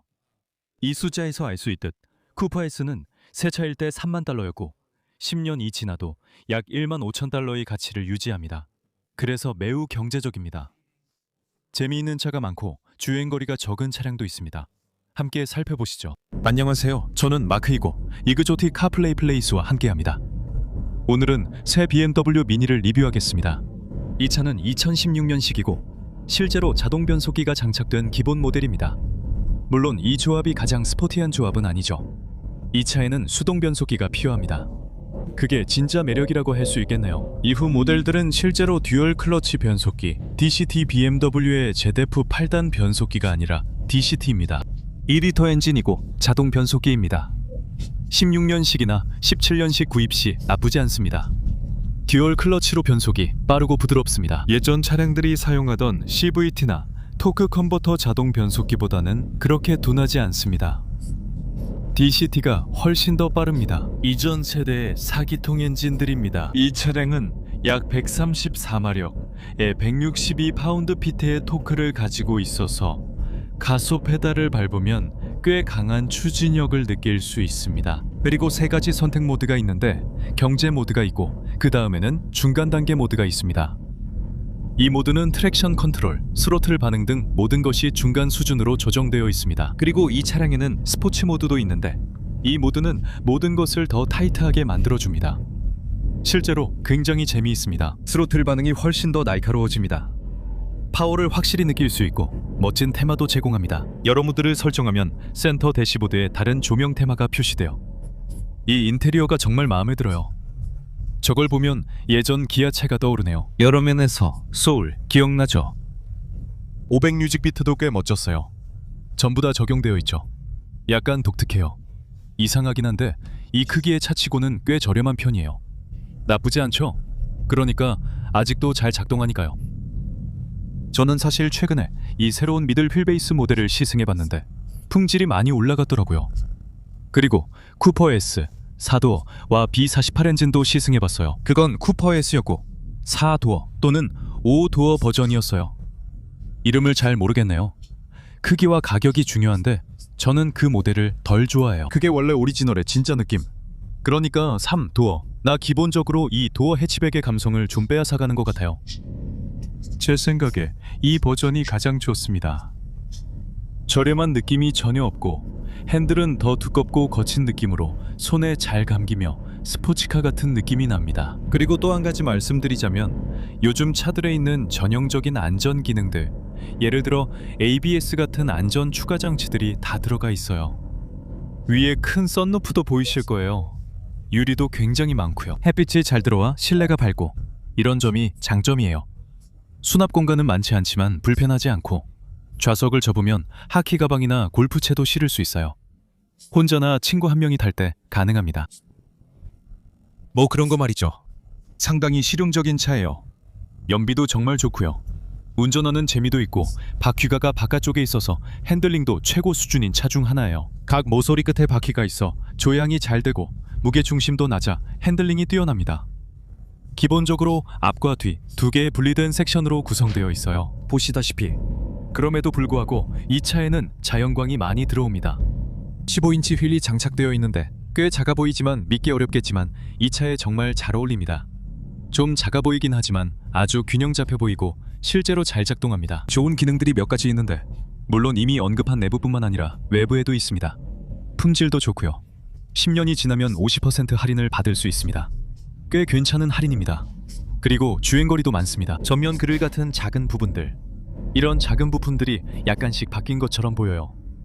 정확히 뭐가 달라졌는지는 딱 집어서 말하기 어렵지만 차가 약간 다른 느낌을 줍니다. 하지만 제 생각에는 이 차들은 스트라이프가 필요하다고 봅니다. 맞죠? 스트라이프가 들어간 모델을 언론에서 보셨을 거예요. 중앙에 이중 스트라이프가 들어가죠. 정말 멋집니다. 이건 미니 브랜드에 추가된 모델이에요. 그리고 있잖아요. 이 차를 운전하는 게 정말 재미있었어요. 그래서 그게 바로 제가 2016년형 미니의 기본 엔진 1.5리터 3기통 모델을 시승한 소감을 이렇게 요약할 수 있겠습니다. 정말 훌륭한 차예요. 많은 돈을 쓰지 않고 운전이 재미있는 스포티한 차를 원한다면 이 차가 최고의 선택 중 하나라고 생각합니다. 이 차는 BMW에서 만든 거라는 걸 기억하세요. 그래서 BMW 특유의 뉘앙스가 좀 있습니다. 이제 정말 오래된 미니를 구입하면 여러 가지 문제가 많죠. 오일 소모, 타이밍 체인 문제, 변속기 문제 등이 있습니다. 문제는 계속 생겨요. 며칠 동안 목록이 나올 정도죠. 오래된 미니, 특히 2008년, 2011년, 2012년식은 피하세요. 사실 2014년 이후부터 품질이 훨씬 좋아졌고 전반적으로 훨씬 더 나은 제품이 됐어요. 그래서 제 생각에는 그 이후에 나온 신형을 선택하는 게 좋다고 봅니다. 2014년 이후 모델로 가세요. 그러면 괜찮을 거예요. 그리고 돈도 많이 절약할 수 있습니다. 예전에 나왔던 또 다른 모델인데 이건 제가 정말 좋아하는 차예요. 제가 리뷰도 했었고 지역 딜러십에서 차를 빌려줬는데 색상이 정말 마음에 들었어요. 이 차가 딜러십에서 판매되고 있을 때 이후로 도로에서 본 적이 없습니다. 그리고 이 차에는 이 색상이 가장 멋지고 가장 섹시한 색상이라고 진심으로 생각합니다. 그리고 우리가 얘기하는 이 차는 신차 가격이 약 5만 달러 정도였어요. 하지만 주행거리가 많은 차는 4만 5천 달러까지 내려가고 주행거리가 적고 상태가 좋은 차는 5만 달러까지 올라갑니다. 5만 달러면 좋은 차를 살 수 있습니다. 솔직히 말해서 우리가 얘기하는 이 차는 400마력의 투도어 쿠페이고 듀얼 클러치 변속기에 수동 6단 옵션도 있습니다. 이거 꽤 괜찮은 조건 같지 않나요? 네. 여기 뭐가 있죠? 제 일은 차량을 전체에 둘러보는 겁니다.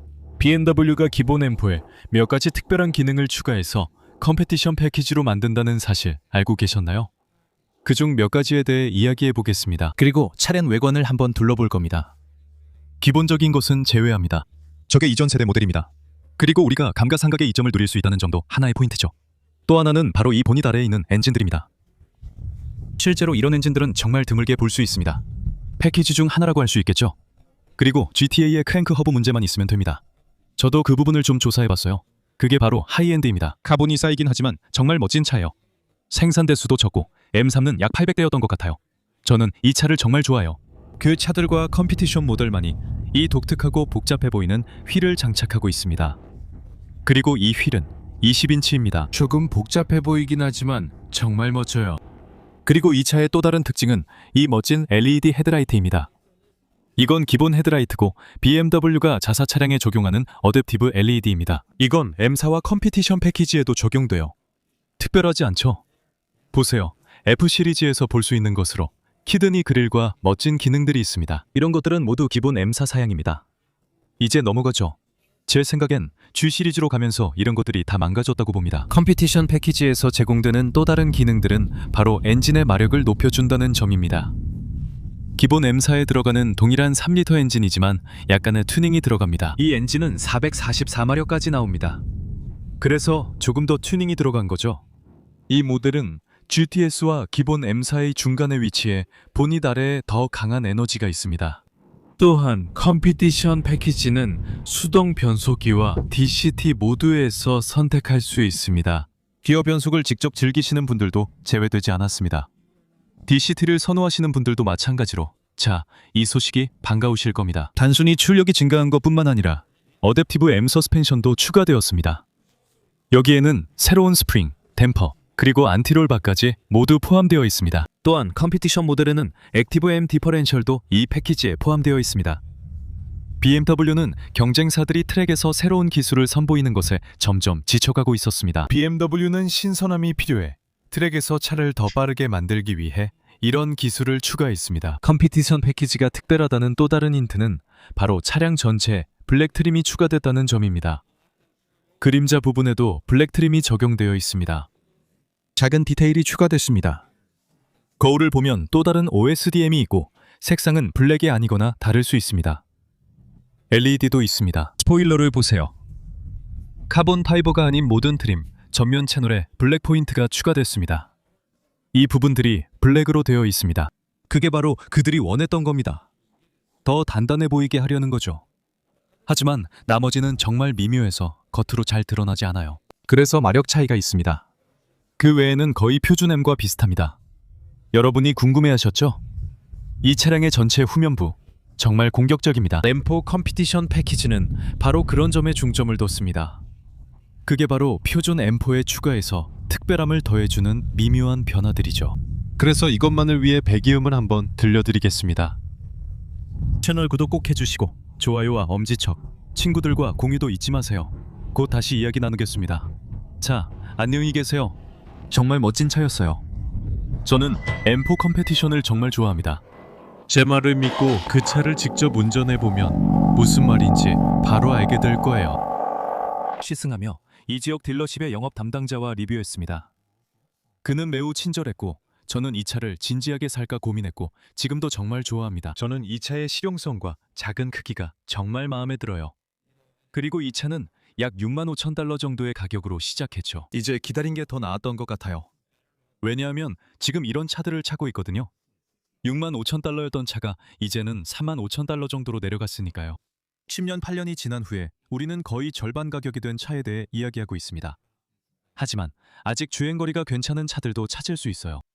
어떤 사람들은 더 비싸게 산다고 할 수 있어요. 소매 시장이나 사는 곳에 따라 가격이 달라질 수 있죠. 그래도 여전히 원래 가격의 절반, 많아도 60% 정도에 구할 수 있을 거예요. 그리고 우리가 이야기하는 차는 아우디 RS3입니다. 이 차를 예로 들어볼게요. 여기에 표시될 거예요. 물론 출력과 토크도요. 여기까지 쭉 가보면 연비 같은 차량의 성능 정보도 볼 수 있습니다. 그걸 열면 그런 설정을 하고 싶을 때 랩 타임 같은 것도 볼 수 있습니다. 알겠습니다. 아직 아무도 하지 않았네요. 물론 통계도 없습니다. TTRS에서 볼 수 있는 것과 매우 비슷합니다. 인포테인먼트, 인터페이스죠. 본질적으로 TTRS와 동일하며 동일한 395마력 터보 5기통 엔진을 사용합니다. 동일한 DCT 변속기를 사용하죠. 같은 셰시 요소를 많이 사용합니다. 그러니까 기본적으로 같은 차예요. 단지 RS3가 약간 더 무겁다는 점만 다릅니다. 4개의 문이 있고 트렁크도 있죠. 그래서 약간 더 무거워진 거죠. 그리고 제 생각에 쿼터마일과 시속 60마일 가속 기록이 약 0.1초 정도 느려졌습니다. 추가된 무게 때문에 RS3가 조금 더 느립니다. 하지만 그 대신에 얻는 건 바로 실용성이죠. 매일 사용할 수 있는 차라는 겁니다. 트렁크도 있고 어린아이들을 태우거나 아니면 일을 위해서 동료들을 함께 태우고 다닐 수도 있습니다. 그냥 말이 되죠. 실용적인 차예요. 저기 있는 남자는 누구죠? 저도 궁금하네요. 와, 저 머리 좀 보세요. 그땐 더 어두웠고 옆에 흰머리도 조금 있었죠. 10년이 지나면 일어날 일이죠. 저에겐 나이와 상관없어요. 저게 뭐죠? 앞에 아우디와 중앙 스크린이 보이네요. 그 부분은 제가 별로 좋아하지 않지만 저게 올라오고 대시보드로 내려갔다가 다시 올라오는 걸로 알아요. 업시프트는 아래로 당긴다고 생각해. 하지만 다시 말해서 디지털 디스플레이와 운전자 중심 콕핏가 있어서 사실상 그게 전부면 충분하죠. 하지만 정말 멋진 차예요. 기어를 올릴 때는 뒤로 당깁니다. 그리고 앞으로 밀어줍니다. 변속을 위해서요. 그의 말을 들어봅시다. 저한테는 그게 직관적으로 느껴지지 않아요. 네, 저도 직관적이라는 단어를 찾고 있었어요. 이게 더 직관적이고 위로 올리는 거죠. 제 말은 우리가 전투기에 타는 건 아니지만 위로 올리는 게 더 이해돼요. 올라가니까 위로 미는 거죠. 미는 거죠. 어쨌든 계속 진행하겠습니다. 저도 동의합니다. 드라이브에 넣거나 저쪽에 쓸어서 놓으세요. 네, 알겠습니다. 변속시 고정되기를 원하면 그렇게 하세요. 또 제가 항상 말하는 좋아하는 점입니다. 많은 사람들이 패들 시프트에 대해 잘 모르는 게 이렇게 코너를 돌면서 변속할 때 많은 분들이 왜 패들이 스티어링 휠과 함께 움직이는지 이해를 못 하시더라고요. 그래서 제가 말하죠. 그게 바로 포인트라고. 손을 올바른 위치에 두고 있다는 거예요. 그래서 반대편까지 손이 넘어가게 되는 거죠. 레이싱 할 때는 그만큼 큰 턴이 나와요. 스티어링 휠이 그렇게 많이 돌아가지만 완전히 한 바퀴를 돌리지는 않아요. 맞아요. 무슨 말인지 알아요. 그건 취향 차이죠. 그런데 제가 느끼기에 유일하게 어색한 점은 M은 약간... 네, 저도 그 점에는 동의해요. 그건 생각해볼 만한 부분이죠. 독일 차들, 특히 포르쉐나 911, 그리고 VAG 그룹도 마찬가지예요. 여기서 말하는 건 아우디죠. 문제는 핸들을 돌릴 때 패들 시프터가 있으면 패들 시프터가 핸들을 따라 움직인다는 거예요. 그래서 코너를 돌 때도 여전히 업시프트를 할 수 있죠. 그게 유일한 변속이에요. 하지만 이탈리아 차는 패들 시프터가 스티어링 칼럼에 고정되어 있어 핸들을 돌리면 손이 패들에서 멀어질 수 있어요. 차이점은 이탈리아 차의 경우 패들 시프터가 정말 길어서 손이 위쪽에 있어도 어느 정도 잡을 수 있다는 거예요. 하지만 패들이 따라오지는 않아요. 보통 스티어링 칼럼에 고정되어 있죠. 반면에 이런 독일 차들은 패들 시프터가 스티어링 휠을 따라 움직여요. 그래서 핸들을 돌리고 있을 때 위쪽에 손이 있어도 90도로 돌리고 있어도 여전히 변속할 수 있죠. 코너 한가운데서 핸들을 90도로 돌린 채 변속하면 안 되며 이는 좋지 않은 레이싱 기술입니다. 하지만 제가 방금 설명한 것처럼 패들로도 변속할 수 있고 스틱 시프터로도 변속할 수 있어요. 스틱을 뒤로 당기면 업시프트, 앞으로 밀면 다운시프트가 됩니다. 다시 말하지만 직관적이진 않지만 어쨌든 그게 방식인 것 같아요. 제 변속기나 오토매틱 얘기는 아닙니다. 그리고 이제는 패들 시프터에 대해서도 더 이상 이야기하지 않을게요. 결국 제가 계속 설득해서 마음을 돌리게 했어요. 그리고 그들은 항상 트릭 스기프트 같은 것들에 대해 떠들어댔어요. 그래서 제가 말했죠. 이게 말이죠. 만약 수동운전자에 대해 이야기하는 거라면 이건 정말 수동운전자의 95%는 레이싱과는 아무 상관이 없다고요. 이건 전부 감정과 그들이 자동차 엔진을 어떻게 다루는지에 관한 거예요. 맞아요. 전혀 그렇지 않아요. 네, 저도 동의해요. 수동 변속기는 결코 빠르지 않고 DCT가 더 빠릅니다. 듀얼 클러치도 있지만 저는 항상 수동 변속기를 선호했고 많은 분들도 그렇다고 생각해요. 모두가 그런 건 아니죠. 도전적이니까요. 교통이 복잡하긴 하지만 수동 변속기를 운전하는 건 재미있어요.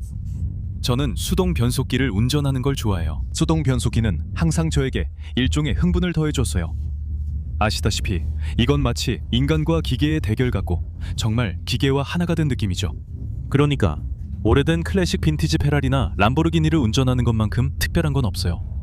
게이트식 변속기가 달린 그런 차는 정말 진짜 그 자체죠. 그건 마치 우리 옛날 911, 996 같아요. 반드시 수동이어야 했죠. 우리 세대에 있는 자동 변속기들도 정말 좋지만 996에서도 나중에 나온 팁트로닉이나 더 나중에 나온 PDK, 듀얼 클러치 변속기는 정말 대단하죠. 하지만 차와 하나가 되는 그 느낌이 있죠. 그게 정말 중요한 요소입니다. 그리고 안타깝게도 초기 세대 TTRS, 그러니까 이전 세대에는 출력이 낮춰진 버전에서 수동 변속기가 실제로 제공됐었습니다. 그리고 최신 세대의 TTRS와 RS3가 나왔을 때 안타깝게도 북미 시장에서는 듀얼 클러치, 즉 DCT만 선택할 수 있었어요. 물론 그것도 훌륭하긴 하죠. 하지만 때로는 아시잖아요. 운전에 또 다른 재미를 원할 때가 있는데 이 차들에서는 그걸 느낄 수 없다는 게 아쉬운 점이에요. 그게 제가 여기서 보는 유일한 단점인 것 같아요. 선택조차 할 수 없다는 거죠. 그렇지 않나요? 이 차는 순간적으로 치고 나가는 힘이 있어요. 네, 보세요. 정말 경쾌하죠. 가속이 좋네요. 정말 빠릿빠릿해요. 이 질문이 떠오르네요. 왜 이걸 운전해야 할까요? 멋진 차요? 차를요? 정말 멋진 차요. 이 차가 정말 마음에 들어요. 이런 성능은 이미 나왔어요. 하지만 있잖아요. 이쯤에서 마무리할게요. 왜냐하면 기본적으로 이 차는 TTRS와 사실상 똑같거든요. 그리고 그 얘기를 계속 반복하고 싶진 않아요.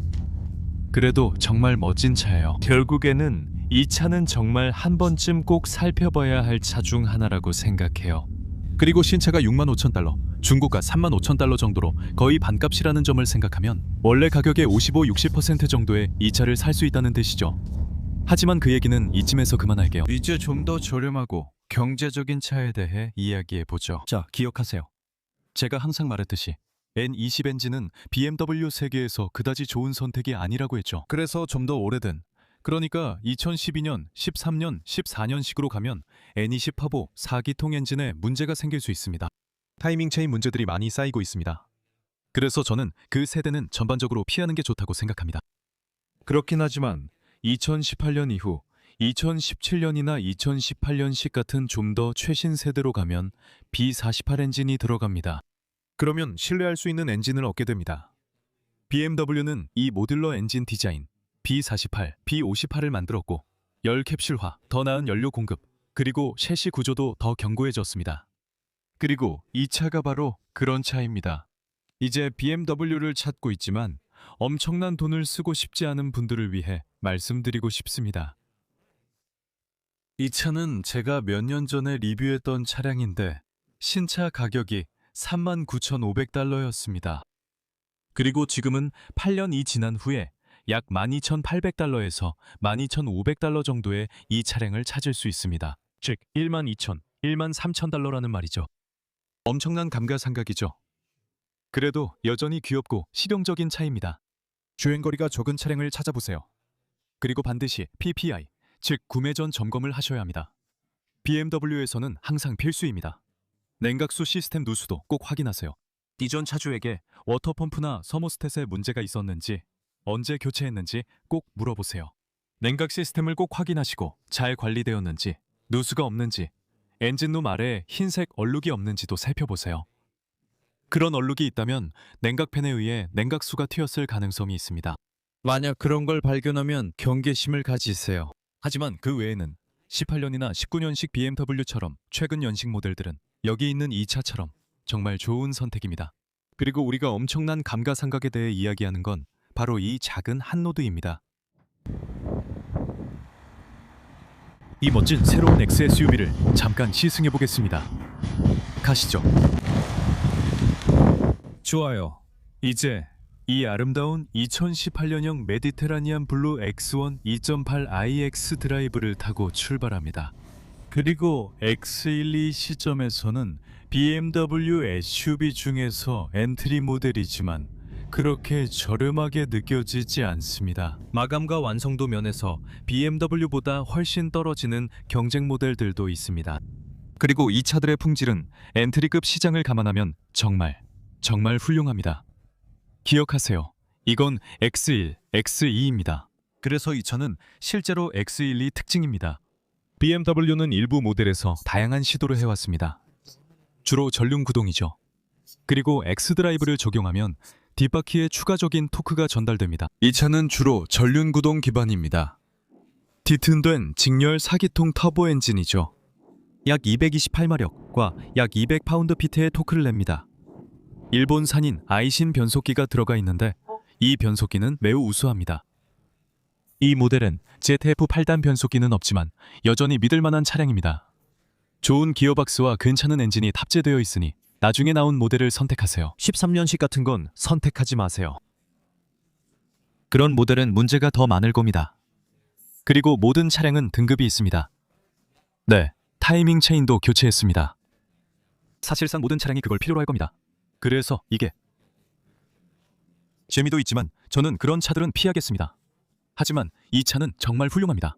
이 차의 파워밴드는 정말 대단하다고 말씀드릴 수 있습니다. 이미 조금 경험해봤거든요. 그리고 이 차에 터보차저가 장착된 파워밴드는 대부분의 BMW 엔진에서 기대할 수 있듯이 매우 선형적입니다. 그리고 BMW가 많은 차량에 사용했던 직렬 6기통 엔진의 성능도 사실상 본래 매우 선형적입니다. 그리고 이 차는 4기통 터보차저 엔진을 탑재했음에도 불구하고 역시 매우 선형적입니다. 그래서 BMW는 0에서 60마일, 약 96km/h까지 약 8초가 걸린다고 밝혔고 80에서 120km/h까지도 꽤 합리적인 수치로 도달한다고 합니다. 그 정도로 해두죠. 이 차가 실제로 8초에 도달하는지 이론을 테스트해 보겠습니다. 지금 시작합니다.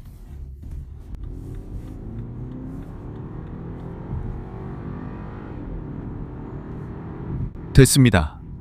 와, 정말 빠르네요. 최소한 그렇게 말할 수 있겠어요. 이 차는 확실히 이 정도의 힘을 낼 만한 충분한 파워가 있습니다. 엄청나게 감탄할 정도는 아니지만 원할 때마다 충분히 추월할 수 있는 힘은 있습니다. 추월할 힘이 부족하지는 않아요. 이건 M5는 아니지만 충분히 속도를 낼 수 있습니다. 네, 출퇴근용으로 괜찮죠? 그게 바로 이 차의 포인트입니다. 이건 실용적인 소형 SUV로 출퇴근용이에요. X1은 X3, X5처럼 약간 각진 스타일이죠. 그리고 이제는 X7도 있습니다. 하지만 X2, X4, X6 등 짝수 모델은 더 경사진 뒷모습과 날렵한 디자인이 특징입니다. 우리는 약 80% 정도입니다. sport utility or the 차량, 즉 컴팩트 유틸리티 차량들이죠. 이런 차들은 크로스오버에 더 가깝습니다. 네, X1은 더 실용적이고 각진 트렁크 스타일의 SUV지만 잘 통합니다. 실용적이에요. 꽤 신뢰할 만하고 연비도 좋습니다. 사륜 구동도 제공되고 공간도 충분하죠. 또는 평평하게 안정적으로 느껴집니다. 하지만 이 차는 8단 자동 변속기가 있어서 정말 잘 맞물립니다.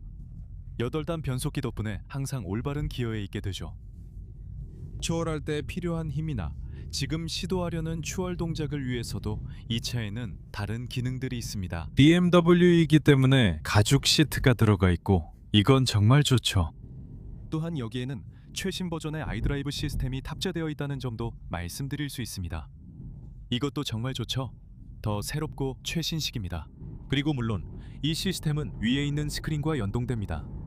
요즘은 내장형 스크린보다는 이런 방식이 트렌드죠. BMW, 아우디 모두 이렇게 하고 있습니다.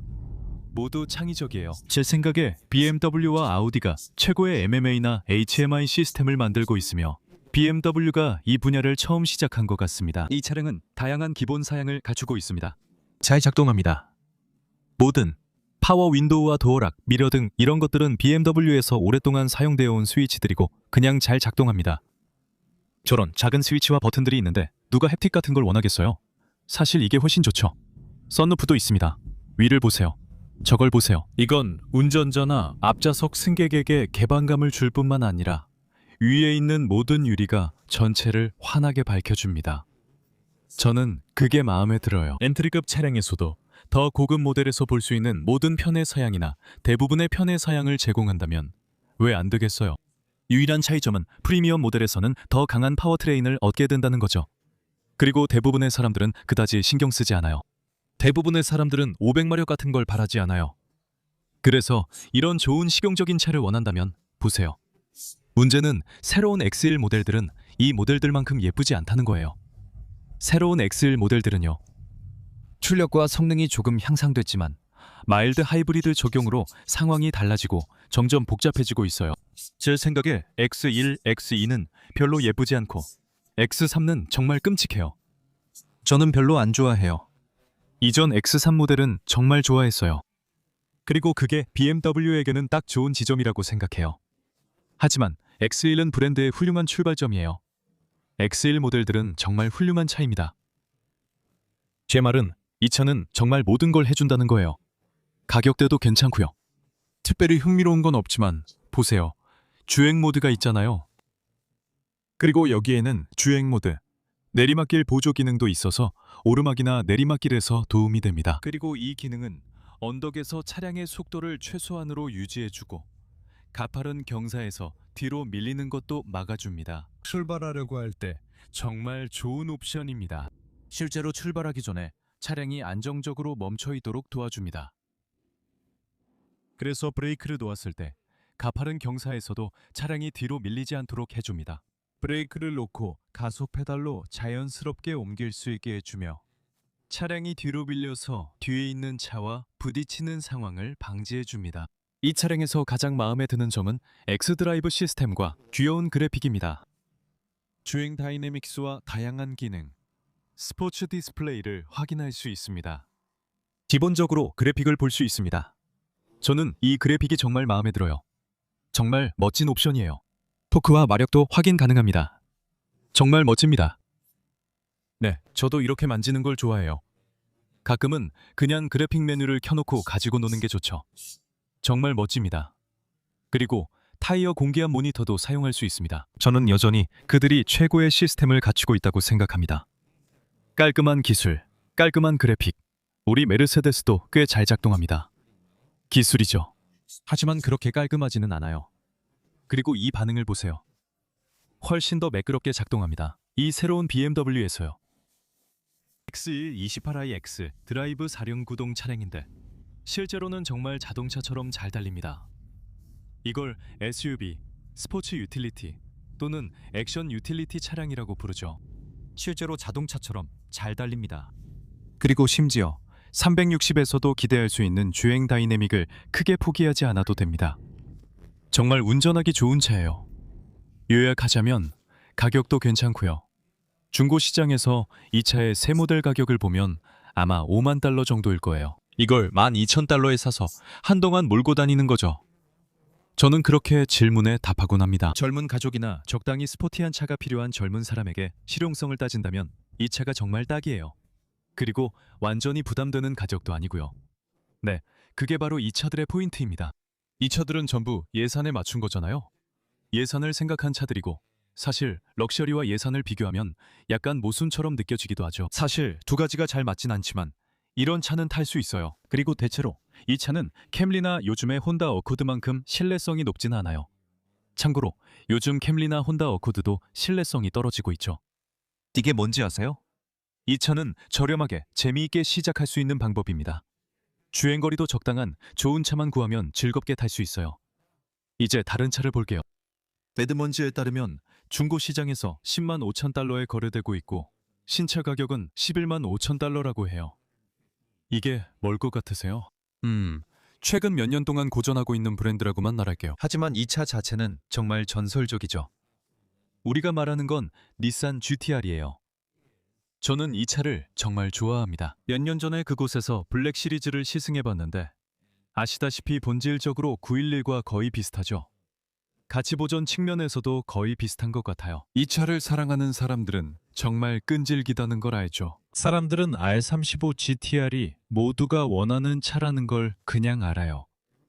가치가 떨어지지 않죠. 저는 한동안 이 차들을 지켜보면서 언젠가 가격이 내려가서 제가 살 수 있기를 바랐는데 전혀 그렇지 않아요.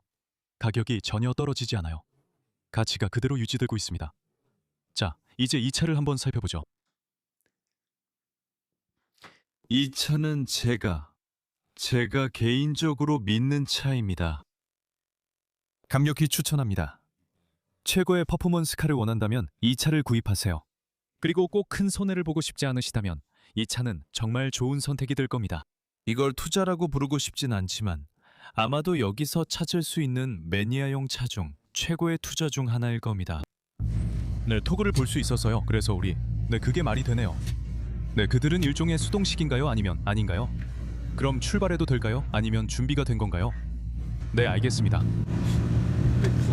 기어박스가 좀 그렇다고 했는데 저는 멋지다고 느꼈어요.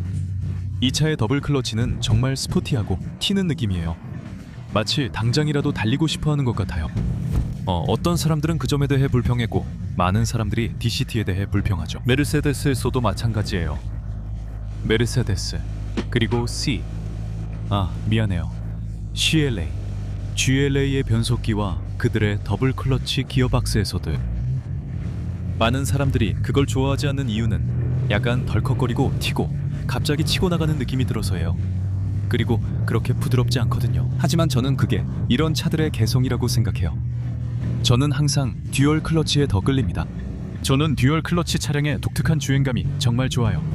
저는 너무 부드러운 건 별로 안 좋아해요. 그러니까 듀얼 클러치도 부드럽긴 하지만 그걸 원하는 건 아니에요. 아니면 CVT도 부드럽긴 한데 CVT도 원하지 않아요. 실내를 보세요. 네. GT2 모델들의 유일한 단점이라고 할 수 있는 부분이 바로 이 실내라고 생각해요. 실내를 보면 정말 오래된 느낌이 들어요. 그리고 사실 거기에는 별로 특별한 게 없어요. 그렇게 더 흥미롭다는 느낌도 별로 없어요. 저 센터 패널을 보세요. 정말 기본적이고 아주 기본적이에요. 네, 로커 스위치는 마음에 들고 대시보드는 그냥 다 활성화하면 될 것 같아요. 세 개 다 아래로 내리면 될 것 같고 이 차 보니 제 생각이 맞는 것 같아요.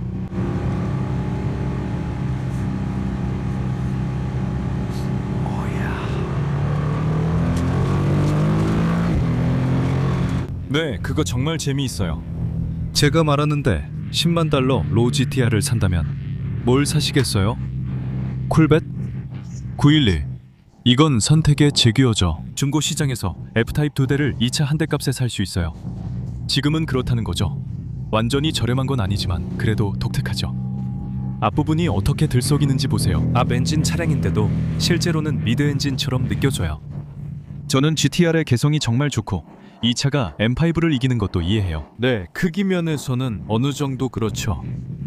저는 항상 911 같은 차들에 집중해 왔거든요. 그런데 뭐가 더 나은가요? 저는 이 차들을 놓친 것 같아요. 기회를 놓친 것 같네요. 왜냐하면 이제는 기본 모델조차도 우리에게는 거의 가장 다른 가격을 지불해야 하거든요. 그게 좀 아쉬운 점일 수도 있겠네요. 그게 유일한 단점이에요. 많은 사람들이 이 차들을 튜닝하고 있는데 그중 상당수는 파일로 되어 있어서 아마도 최고의 예시는 아닐 거예요. 가끔 일부는 테일라이트를 완전히 검게 하기도 하죠. 애프터마켓 제품과 비교하면 어떤가요? 실내 전체에 카본이 있나요? 그렇게 많진 않아요. 이 중 많은 것들이 그렇게 잘 되어 있지는 않아요. 이 차들은 주로 튜닝카라서 주행거리가 적고 좀 더 신중하고 책임감 있는 오너가 잘 관리한 차량을 찾는 건 정말 어렵죠. 그런 차는 거의 찾기 힘들 거예요. 네, 하지만 다시 말해서 요즘 나와 있는 차들을 생각해보면 그들도 차를 없애고 있고 변화의 양상도 매우 비슷해요. 맞아요. 정확히 말하면 우리는 전기화된 순수한 가속력을 이야기하고 있는 거죠. 이런 종류의 차들은 이제 더 이상 볼 수 없어요. 예를 들어 제규어 F타입이나 그 우렁찬 V8 엔진들도 이제는 사라졌죠. 코르벳도 마찬가지고 심지어 C7도 더 이상 나오지 않아요. 알겠어요.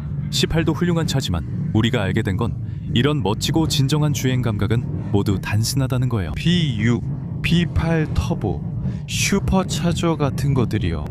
예전에는 이런 작은 하이브리드 터보 3기통 엔진 같은 건 별로 없었죠. 하지만 이제는 업계 전체가 이런 게 대세가 됐어요. 아, 네. 그래서 제가 어리석게 굴면 안 된다고 생각하는 이유입니다. 그리고 대부분의 사람들도 제 리스트에 있는 차들을 최소한 한 번쯤은 살펴보지 않는다면 바보 같은 일일 거예요. 왜냐하면 이 차들은 여러분이 찾을 수 있는 최고의 차들 중 일부거든요. 정말 진정한 운전 경험을 주는 차들이에요. 어떤 것도 비교할 수 없죠.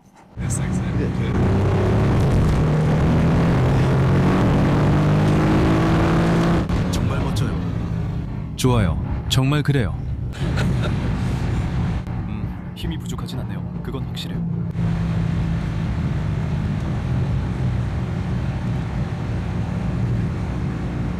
오, 그래요. 네, 그게 제가 처음으로 그 차를 몰아본 순간이었어요. 그 이후로 몇 번 더 몰아봤는데 매번 처음만큼 좋았어요. 정말 멋진 차예요. 아, 맞아요. 한 가지 느낀 점이 있는데 가속할 때 터보 차저 덕분에 중간 구간에서 힘이 강하게 나오지만 힘이 조금 꺾이는 느낌이었어요. 그리고 그 부분에서 가야루도는 정말 대단하죠. 시장에 우리가 아는 다른 좋은 옵션들도 있지만요. 좋은 슈퍼카를 찾고 있다면 M5나 페라리 360도, 마찬가지로 게이트식 변속기를 선택하세요. 페라리 F430도 V10은 찾지 마세요. 게이트식이 이전 모델들보다 더 낫습니다. 그리고 가치도 계속 오르고 있어요. 정말 멋진 차들이죠. 람보르기니 가야르도, 제 차처럼 2004년부터 2008년까지의 초기 LP 모델입니다. 정말 최고의 시기입니다. 아직 멋지고 가성비 좋은 차들이 남아있어요. 20, 30천 달러만 더 내면 멋진 게이트 수동차를 살 수 있어요. 진짜 운전 재미는 그런 차들에 있죠. 많은 곡선에서 대부분 그렇게 느낄 겁니다. 저는 이 차를 그런 차들과 비교하는 겁니다. 제 가야르도는 집이 없어요. 가야르도는 터보 엔진이라 중간 구간 힘이 약하고 보통 두터운 토크 곡선을 느끼죠. 저기 가야르도가 있네요. 고회전이 특징이며 V10 엔진의 R8과 비슷합니다. 이건 가야르도랑 비슷한 느낌일 거예요. 그렇죠? 아니면 우라카나나고도 비슷하죠. 둘 다 엄청난 소리를 내면서 질주할 겁니다. 참고로 그런 차들도 정말 훌륭한 선택이에요. 저라면 거기 다 넣을 것 같아요. 그냥 즉흥적으로요. 하지만 GTR도 괜찮죠. 이번에는 정말 마음에 드는 게 그냥 제 차 소리가 정말 거칠게 들려요. 네, 저한테는 좀 어렵네요. 약간 네 바퀴가 헛도는 느낌도 있었고요. 네, 소리가 정말 거칠게 들려요. 약간 그런 것 같긴 한데 그래도 너무 좋은데요? GTR은 항상 저를 정말 감탄하게 만드는 차였어요. 그럴만도 하죠. 정말 훌륭한 차니까요. GTR은 정말 훌륭한 차예요. 솔직히 말해서 제 생각에도 항상 그런 것 같아요. 아, 맞아요. 그들은 예전에 사운드백을 했었죠. 자, 이제 다른 차를 보여드릴게요. 만약 BMW나 비슷한 차를 찾고 계시다면 아마도 정말 멋진 주행 경험을 할 수 있는 또 다른 훌륭한 차를 보여드리고 싶어요. 여기 있는 이 차를 한번 살펴보죠. 자, 이걸 한번 올려보고 여기서 한번 살펴봅시다. 다음 차입니다. 이 차들은 새 차일 때 약 45,000달러였지만 지금은 약 12,000달러로 정말 매력적입니다. 감가상각이 꽤 크네요. 네, 첫 소유자에겐 그렇죠. 하지만 두 번째 소유자인 당신은 관리 잘 된 차만 찾으면 돼요. 제가 이미 설명한 X1과 많이 비슷하지만 이 차는 주로 후륜 구동입니다. 이 후속 모델들에는 ZF 8단 변속기가 들어가고 사륜 구동은 업그레이드 옵션입니다. 그리고 이 차는 정말 최고의 차 중 하나입니다. 이 차가 인기 있는 이유가 있습니다. 이전이 90세대 3 시리즈도 330의 뛰어난 엔진 덕분에 좋았습니다. N52와 N50 같은 엔진들. 그러니까 BMW가 자랑하는 훌륭한 자연흡기 엔진들이죠. 그러다가 N20 엔진이 나왔는데 그건 정말 엉망이었죠. 하지만 그 후에 조금 늦게 나온 엔진이 바로 B48입니다. 먼저 이 헤드라이트 정말 아름답죠? BMW 인정할 수밖에 없어요. BMW가 여러 차와 함께 진화해 왔다는 건 알고 있습니다. 이런 진화가 해마다 큰 변화를 이끌죠. 하지만 BMW는 정말 아름다운 헤드라이트를 만들어냈어요. 그리고 이건 단순히 외관만을 위한 게 아닙니다. 적응용 LED가 있다는 거 아셨나요? 이 헤드라이트는 실제로 도로 상황에 맞춰 조절할 수 있습니다. 가속할 때는 헤드라이트가 올라가고 브레이크를 밟을 때는 헤드라이트가 내려갑니다. 이건 여전히 구형 세대 헤드라이트와 엔젤 아이 느낌, 키드니 그릴이 그대로여서 정통성이 느껴집니다. 많은 사람들이 이게 BMW의 최고의 하이빔 기능을 가진 모델은 아니라고 말할 수도 있습니다. F 시리즈 이전의 E90, E92는 아마도 마지막 자연흡기 모델일 겁니다. 트윈터보와 N54 엔진은 피하세요. 현재 교통 때문에 점프하지만 속도가 나면 그렇습니다. 현실적으로 E90에서 328이나 330을 선택했을 때가 BMW에 입문하기에 가장 좋은 선택지였던 것 같아요. 그리고 F 시리즈가 나왔죠. 335도 괜찮았고요. N55 엔진이 있었는데 그게 더 나았어요. 예를 들어 330 같은 모델 대신에 이 차처럼 터보 4기통 엔진을 넣어줬죠. 그래서 많은 사람들이 논쟁을 벌였어요. 전자식 스티어링이 들어갔으니까요. 도로의 감각이 좀 단절된 느낌이었고 더 디지털화된 느낌이 됐죠. 진짜 운전의 감각을 좀 잃어버린 것 같은 느낌이 들죠. 하지만 워낙 운전 경험이 훌륭하기 때문에 이 차의 후속 세대로 가면 N55 엔진, 즉 터보 차저가 달린 싱글 터보 엔진을 얻게 됩니다. 그게 신뢰성 면에서 최고의 선택지는 아니라고 생각하지만 어쨌든 들어가 있죠. 아니면 B48 엔진을 얻게 되는데 이 엔진은 시리즈가 G 시리즈로 넘어가기 직전에 조금 늦게 나왔습니다. 그래서 저는 B48을 선택하겠습니다. 하지만 우리는 아름답고 잘 만들어졌으며 잘 설계된 멋진 림을 가지고 있습니다. BMW는 다양한 3 시리즈 차량을 위해 여러 가지 휠 패키지를 제공합니다. 그리고 여기 330C도 예외는 아닙니다. 역시 BMW답게 모든 스타일링 요소를 계속 다듬고 있으며 아름다운 LED 테일라이트도 포함됩니다. 여기에도 이렇게 가볍게 터치해 트렁크를 열 수 있는 기능이 있습니다. 아주 멋지게 완성됐네요. 좋습니다. 이런 확장 부분까지도 신경을 썼네요. 그리고 트렁크에 있는 저런 부분까지도요. 렉서스에서 그냥 금속 막대만 있고 정말 기본적으로 보이는 거 본 적 있으신가요? 그렇죠. BMW는 작은 디테일까지 신경 썼네요. 네, 렉서스도 그런 부품들을 저렇게 만들었죠. 원가를 절감한 거예요. 어떤 사람들은 신경 안 쓴다고도 하죠. 그리고 우리는 그건 사소하다고, 중요한 곳에 힘과 풍지를 쏟았다고 설명했죠. 하지만 저는 그 말에 완전히 동의하지 않습니다. 제 말은 토요타와 렉서스는 서스펜션이 더 약하고 브레이크도 작다는 겁니다. 그리고 요즘 제가 보는 바로는 그들은 원가 절감을 했습니다. 도어 트림이나 부품들, 심지어 캠리에서도 거친 마감이나 날카로운 모서리들이 보이고 도어 패널 주변이나 조립 상태도 꼭 최고라고 할 수는 없습니다. 좌석에 대해 말하자면 꽤 괜찮은 선택입니다. 저는 현재 뒷좌석에 앉아 있습니다. 저는 거의 180cm에 가까운 성인 남성인데도 공간이 충분하다고 느껴집니다. 발 부분이 약간 좁긴 하지만요. 만약 부츠나 발이 좀 더 두꺼운 신발을 신으신다면 발 부분이 조금 답답하게 느껴질 수 있습니다. 하지만 무릎 공간이나 머리 위 공간은 충분합니다. 제 머리 위에 약 8cm 공간이 있습니다. 그래서 이 뒷좌석에는 공간이 정말 넉넉합니다. 이제 우리가 기억해야 할 점은 BMW가 많은 노력을 기울였고 정말 많이 성장했다는 것입니다. 그리고 3 시리즈와 4 시리즈가 훨씬 더 커졌다는 이야기가 많았다는 것도 알고 있습니다. 그리고 지금 2 시리즈에 대해 이야기하는 이유는 M2가 크기를 이전 M3에 더 가깝게 줄였기 때문입니다. 그래서 BMW는 세대가 거듭될수록 점점 더 크게 만들어 왔습니다. 와, 이 차 정말 거칠었죠? 여기 3 시리즈에 타고 있습니다. 제 기억이 맞다면 이건 렌터카였던 것 같아요. 그래서 그들은 신경 쓰지 않았어요. 이 차는 애정이나 정성이 부족합니다. 공간이 꽤 넓고 어깨와 무릎 공간도 충분해요.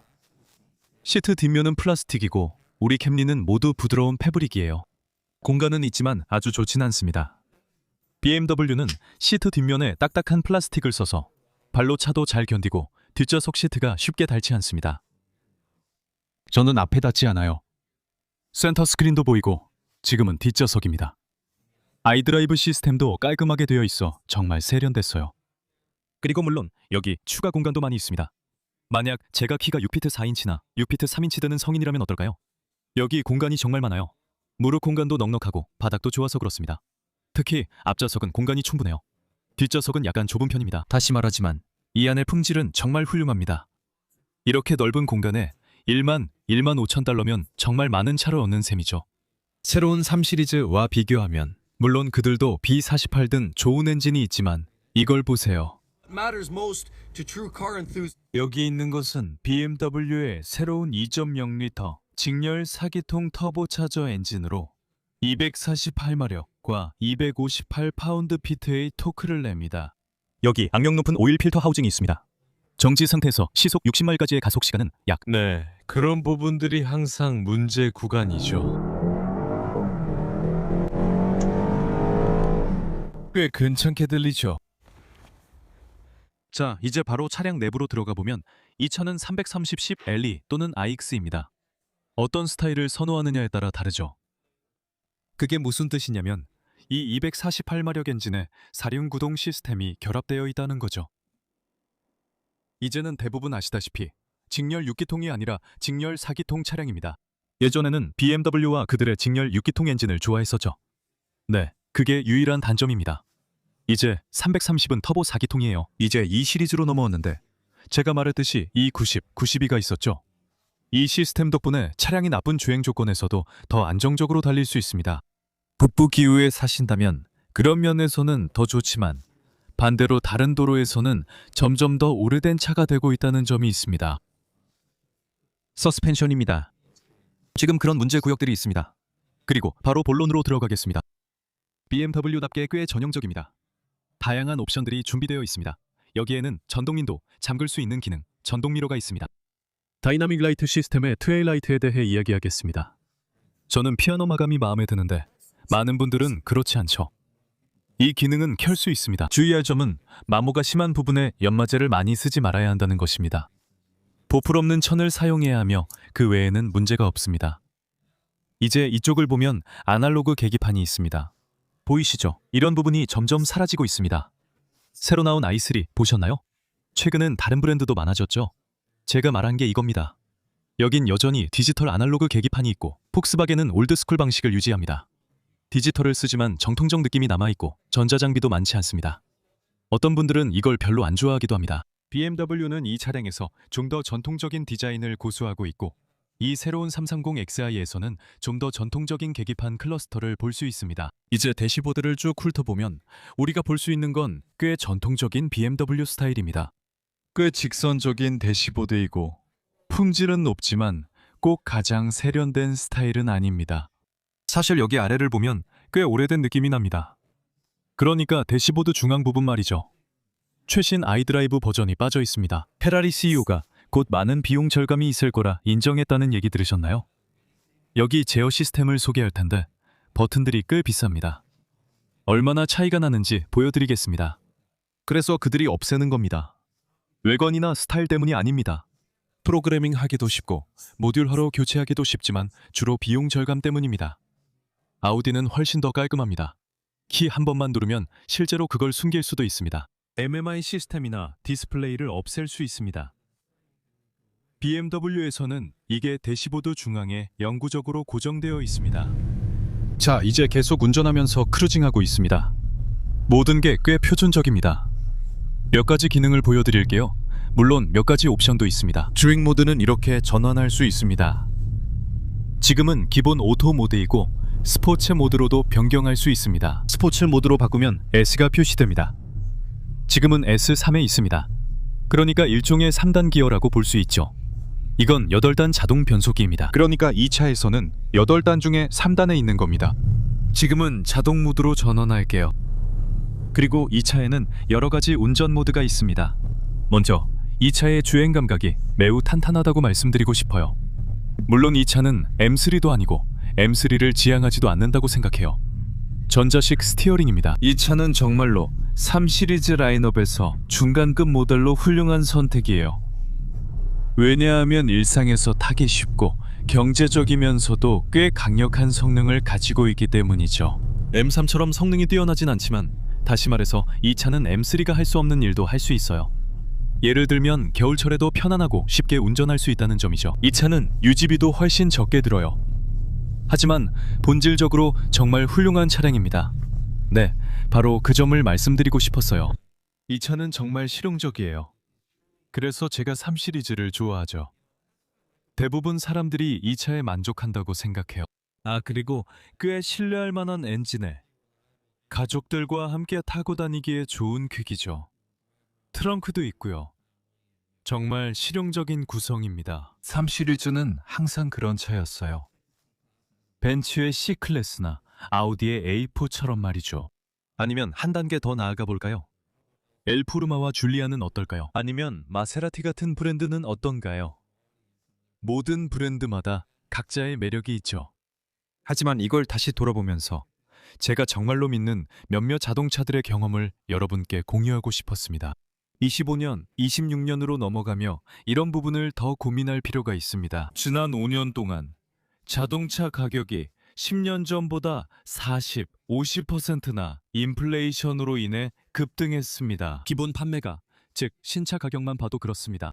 그래서 우리는 소비자들이 디지털과 전자기술 비용을 부담하며 큰 가격 인상을 겪는 것을 보았습니다. 게다가 모든 브랜드가 전기화로 전환하면서 디자인과 연구 개발 비용도 추가되고 있습니다.